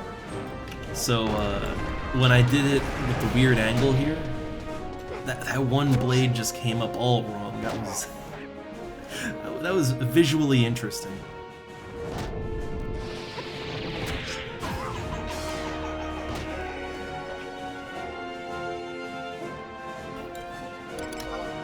Well, I'm not paralyzed now, so let me make sure I get my wild carrots in. Yeah, you can see it's not like a huge heal or anything, but if you just do it, like, if you do it whenever it's up instead of doing weapon skills, it is enough to kind of self-sustain the pet much longer than normal. Like, not indefinitely, but much longer.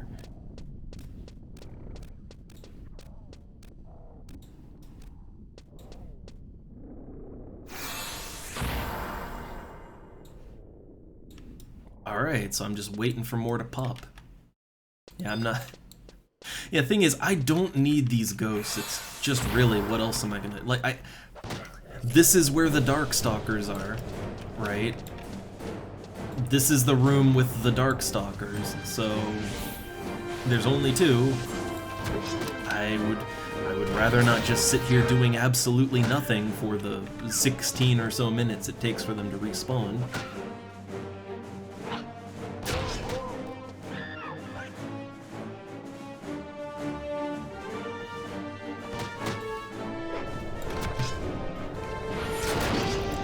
Can I interrupt that? Nope. I think I said before, we've had this discussion that, like... Yeah, we've had this discussion that, like, this enemy is only level 55. It's 20 levels lower than me. It should have no chance to land a spell on me, right? Like, every spell it casts should get resisted, or at the least partially resisted. But no, I get hit for full damage every single time. And I mean, my int is in the positive at least. It's not great, but it's in the positive. Plus bonuses. And no, I'm not going for the coffer key. I need the Tavnasia Bell. It only drops from Darkstalkers in here, and there's only 2 Darkstalkers in this room. And they're on a 16-minute timer. I guess I could go to a room where there's more, but this is the only room you can get to without help. And I'd really, like, look, for something like this, I would rather not waste someone else's time to stand and push buttons for me as I cycle through rooms. I would really rather not, so slow as it might be, we're toughing it out here in the West room. But yeah, I'm trying to get my White Mage artifact stuff done. I mean, honestly, overall, I don't think the White Mage artifact is as bad as it could be. The only one I'm really, you know, kind of worried about is Garlage Citadel, because I need to recruit people to help me with that. But outside of that one, yeah, it's really not that bad. I mean, this low drop chance item in Eldime isn't great. But honestly, it's a lot less frustrating than having to get a coffer here. Like, I'm gonna be honest, going for coffers in Eldime is just a nightmare. I've already done it once before for Black Mage. So this is... it's less painful. This is less painful. And all the other coffers that I need, like after this, yeah, Garlage is gonna be the one that I hate, but it's Garlage, it's fine. If I wait long enough, I can find people that want to do it too. The other ones I have to do is, I believe, Beadew and the Crawler's Nest, and neither of those are hard. I've just casually farmed coffers for profit in both of those zones before. That's not an issue. I think White Mage quests in general are some of the less painful, right? Let's say that. They're some of the less painful quests that I've been on in this game. And I think that kind of makes sense because, I mean, White Mage is the healer class, right? It's the stereotypical traditional healer class. And you generally want the healers in your MMO since they are kind of a pillar of the party. I guess it makes sense that you want them to get their equipment as minimally stressful as possible so that everybody can get in groups with healers, right?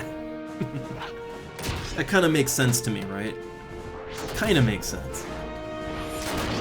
Like those DPS, no, they can suffer, right? But the healer, no, you put the kid gloves on for them. Oh my god, thank god. We're done here. We are done here. So, okay, we got the Tavnasia Bell. So with that, I'm not sure if my treat staff might not be up yet. Yeah, I still got like, what, an hour, 19 minutes. The servers will be down by then, right? So, okay. Let's use the Warp Cudgel. Oh man, I need a new one. Yeah, I need a new Warp Cudgel soon, actually.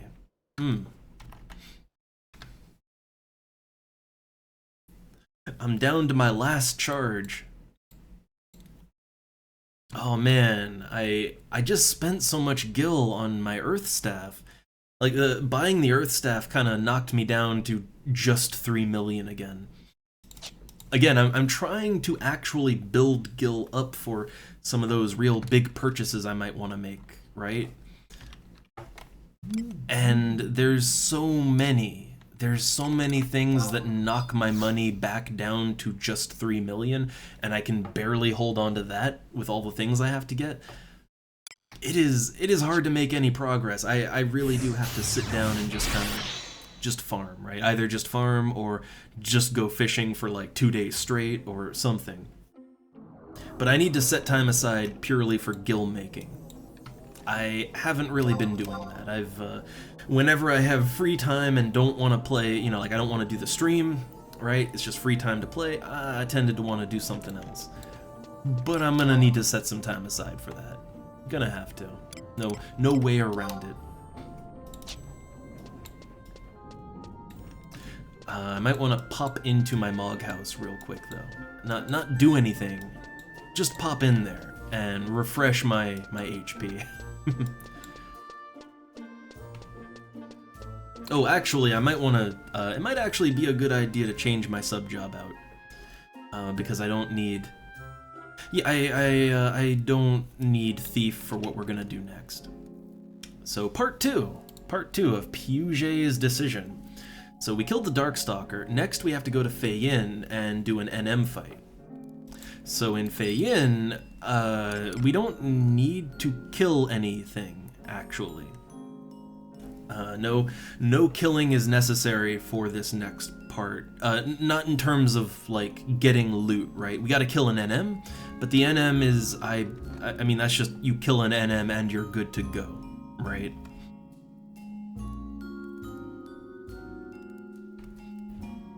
So yeah, for this next one, I'm gonna switch to White Mage. If I get cursed or something, I can cure it. Man, living with a curse, it's no way to be. And I do like that I can actually cast Kursna when it's a sub job. And man, I am so thankful for that.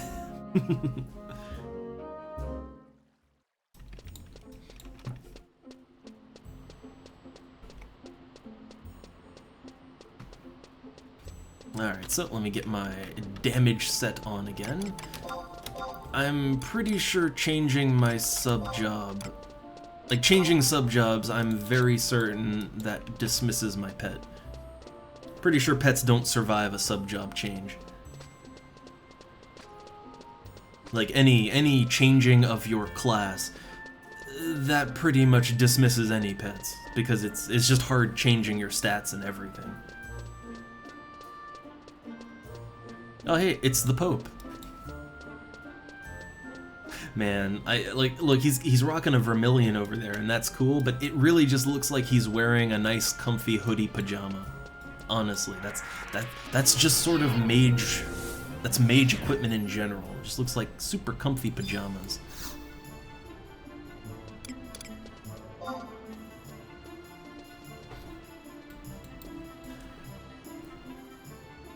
Oh wait, I just thought we're going out there. So my treat staff isn't up. Do I have an instant? I have an instant warp scroll. I hate to use my conquest points, but honestly, yeah, it's the time, right? It's the time for it.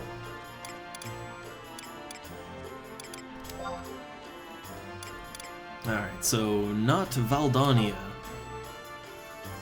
Faragandi. I've been out to the Faragandi outpost. Been out there quite a few times lately because, you know, I've been leveling Black Mage, right? And Bucidine Glacier is a hot spot for Black Mage leveling in burn parties. Right down around here, right? That's kind of Black Mage burn territory right there.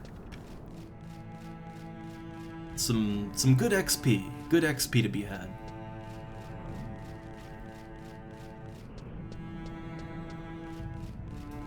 I'm still not quite sure how to feel about all the camps that have been added to the game that are kind of hyper-specific to certain classes. I don't know, like it... I don't want to say anybody is right or wrong for burn parties. Honestly, I don't have an issue with burn parties in the same way that I do with, like, you know, pet burns. I hate those, but it's mainly because it feels exploitative, right? In a way that a normal, quote-unquote, burn party doesn't. But even the normal burn parties for White Mage, Black Mage, Beastmaster, whatever it is, right? I guess on one hand, they kind of exist so that certain classes can get some play in non-conventional parties, right?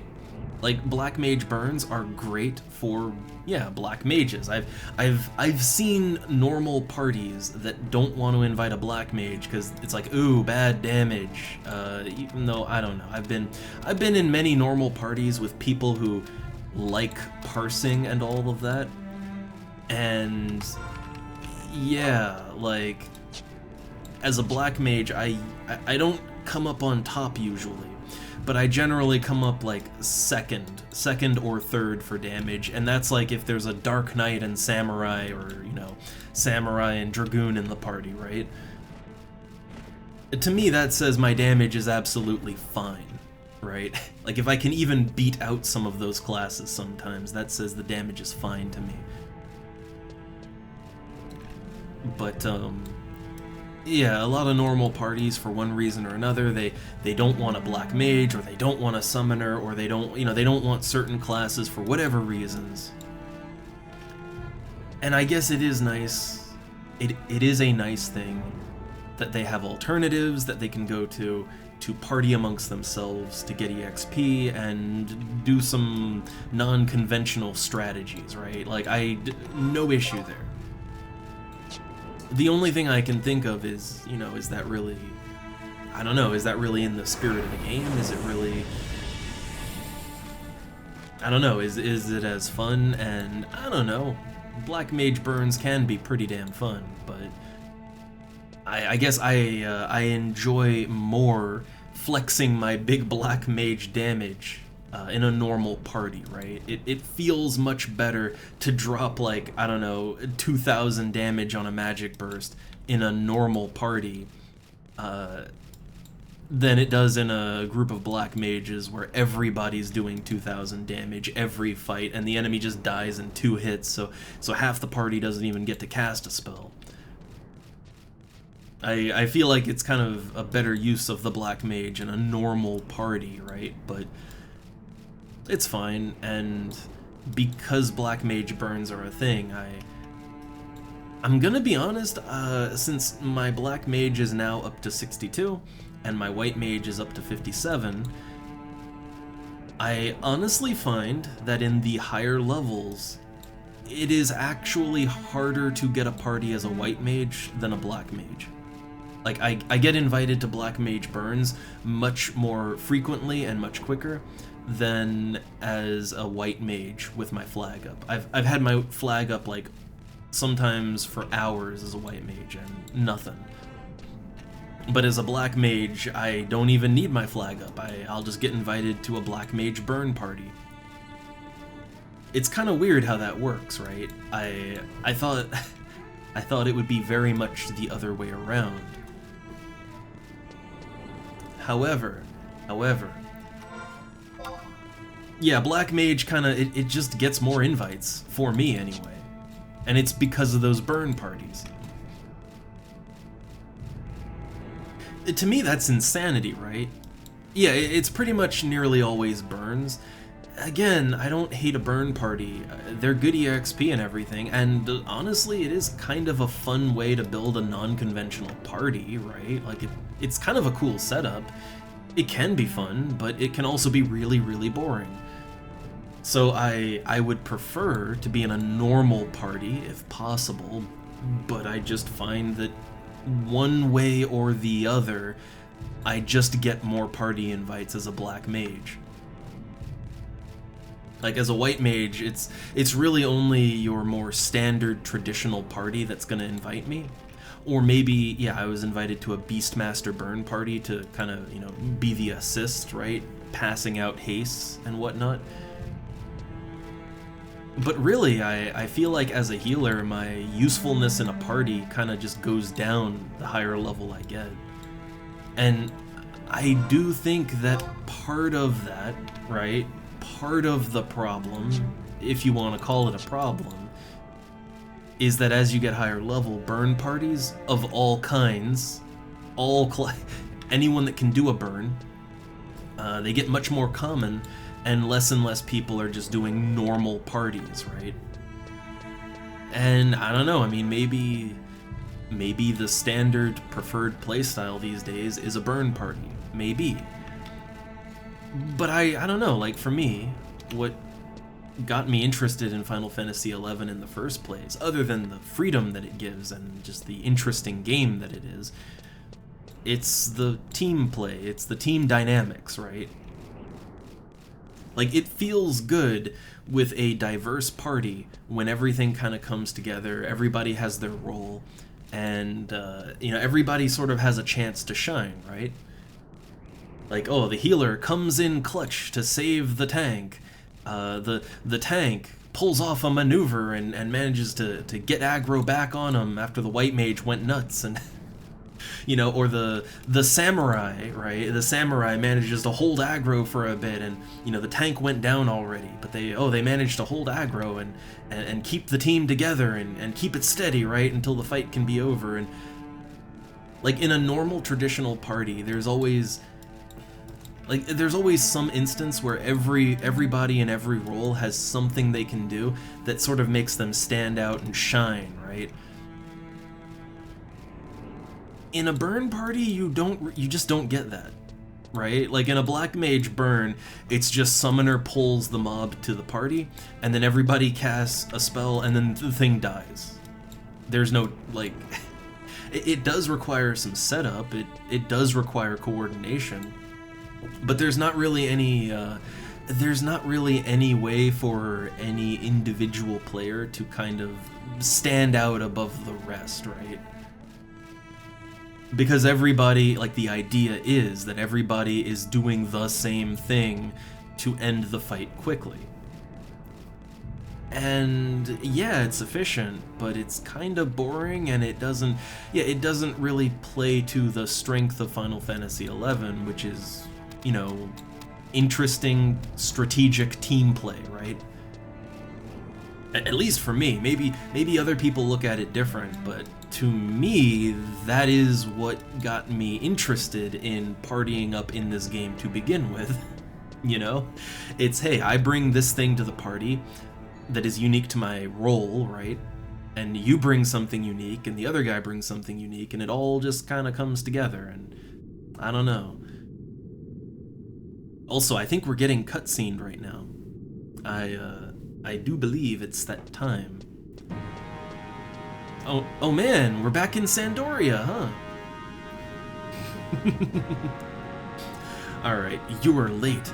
Something wrong? You look as if you are confused by my being here. If you must know, I could not allow my brother to be involved in this. I'm not inclined to inform Narsharal, but the white mages from the cathedral have been deployed into the surrounding area. Any further assembly of monsters has been prevented. All that remains is to quell the rage of the Marquis. Jerome, inform the adventurer what she needs to know. I'm going to check on our backup. It's like he brought the bagpipes with him. He is such a kind man. I was ordered to keep my opinions to myself, but I know that this decision was made with Prince Treon in mind. The prince looks fine, but the truth is that his wounds are not healing well. However, if Prince Treon learned of the situation that unfolded in Tavnasia, he would more than likely wish to lead the forces onto the battlefield himself. The reason Prince Piuge is keeping this operation a secret is solely for the well-being of Prince Treon. I apologize, I've been rambling. Let me inform you of our latest report. It seems as if the Tavnasia bell possessed by Darkstalkers is the signal for assembly. Now the barrier is prohibiting the assembly. Now is the perfect time to purify the Marquis's soul. Use the Tavnasia bell and find a place suitable for calling him forth. The details of this operation are strictly to have adventurers proceed in advance. When the soul has been purified, take back the proof of your success to Narsharal, and he will continue from there. May the goddess protect you in her mercy. Again, I apologize for the length of my speech, but there's one more thing. Narsharal is not rushing the situation. He and I were raised in different monasteries, and those two monasteries have been destroyed by the orcs. We both have the same wish in our hearts. We do not want to lose anything more. Alright. So now I have to find the place to use the bell at. I'll have to look that one up real quick.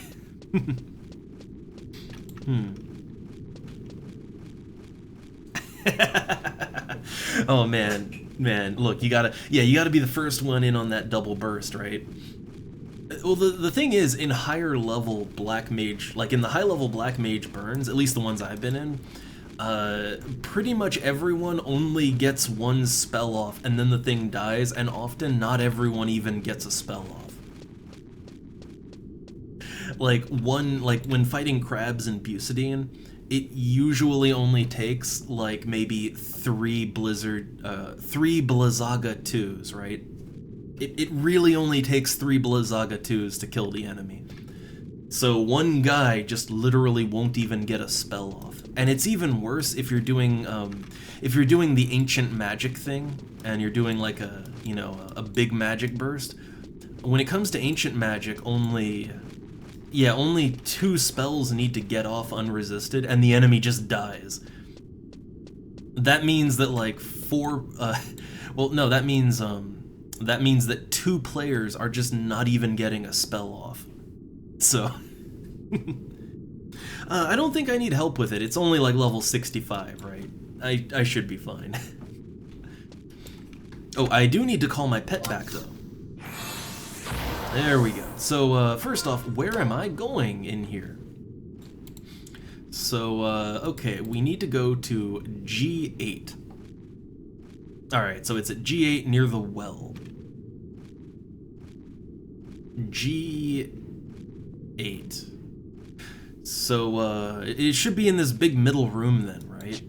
Well, that's easy. That's nice and easy to get to. I just go north, right?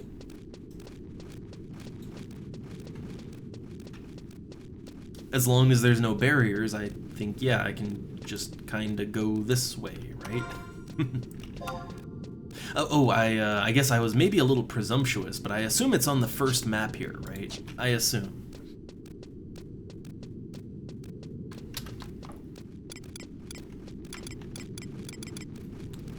I don't think I'll need to, like, buff up or anything, but just in case...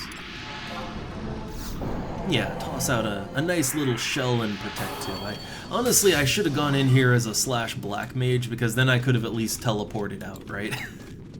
Probably should have done that. Welp, too late now. Ah, nice. And hey there. Oh, boo shaka. Yeah, I don't know. I always feel like we meander a lot, but that's just sort of how I do video games and converse. But I don't know. I'm getting my quests done. I'm getting them done. All right, so they said the question mark should be near the well. This is the well, right? Or is this not the well? Is that a well in the middle? It looks like a dry fountain to me. I'm not seeing... Well, okay, it did say it should be against the wall, right? Well, this is G8, and I'm looking around, and I'm not seeing anything against any walls here. Huh. Ooh, nice. The hellish weapons, they, ooh, re-raise too. Oh, actually, you know what? I, didn't think about that. So I am, you know, I'm a 57 white mage. I bought raise too. I didn't even think to get re-raise too. I will admit I tend to not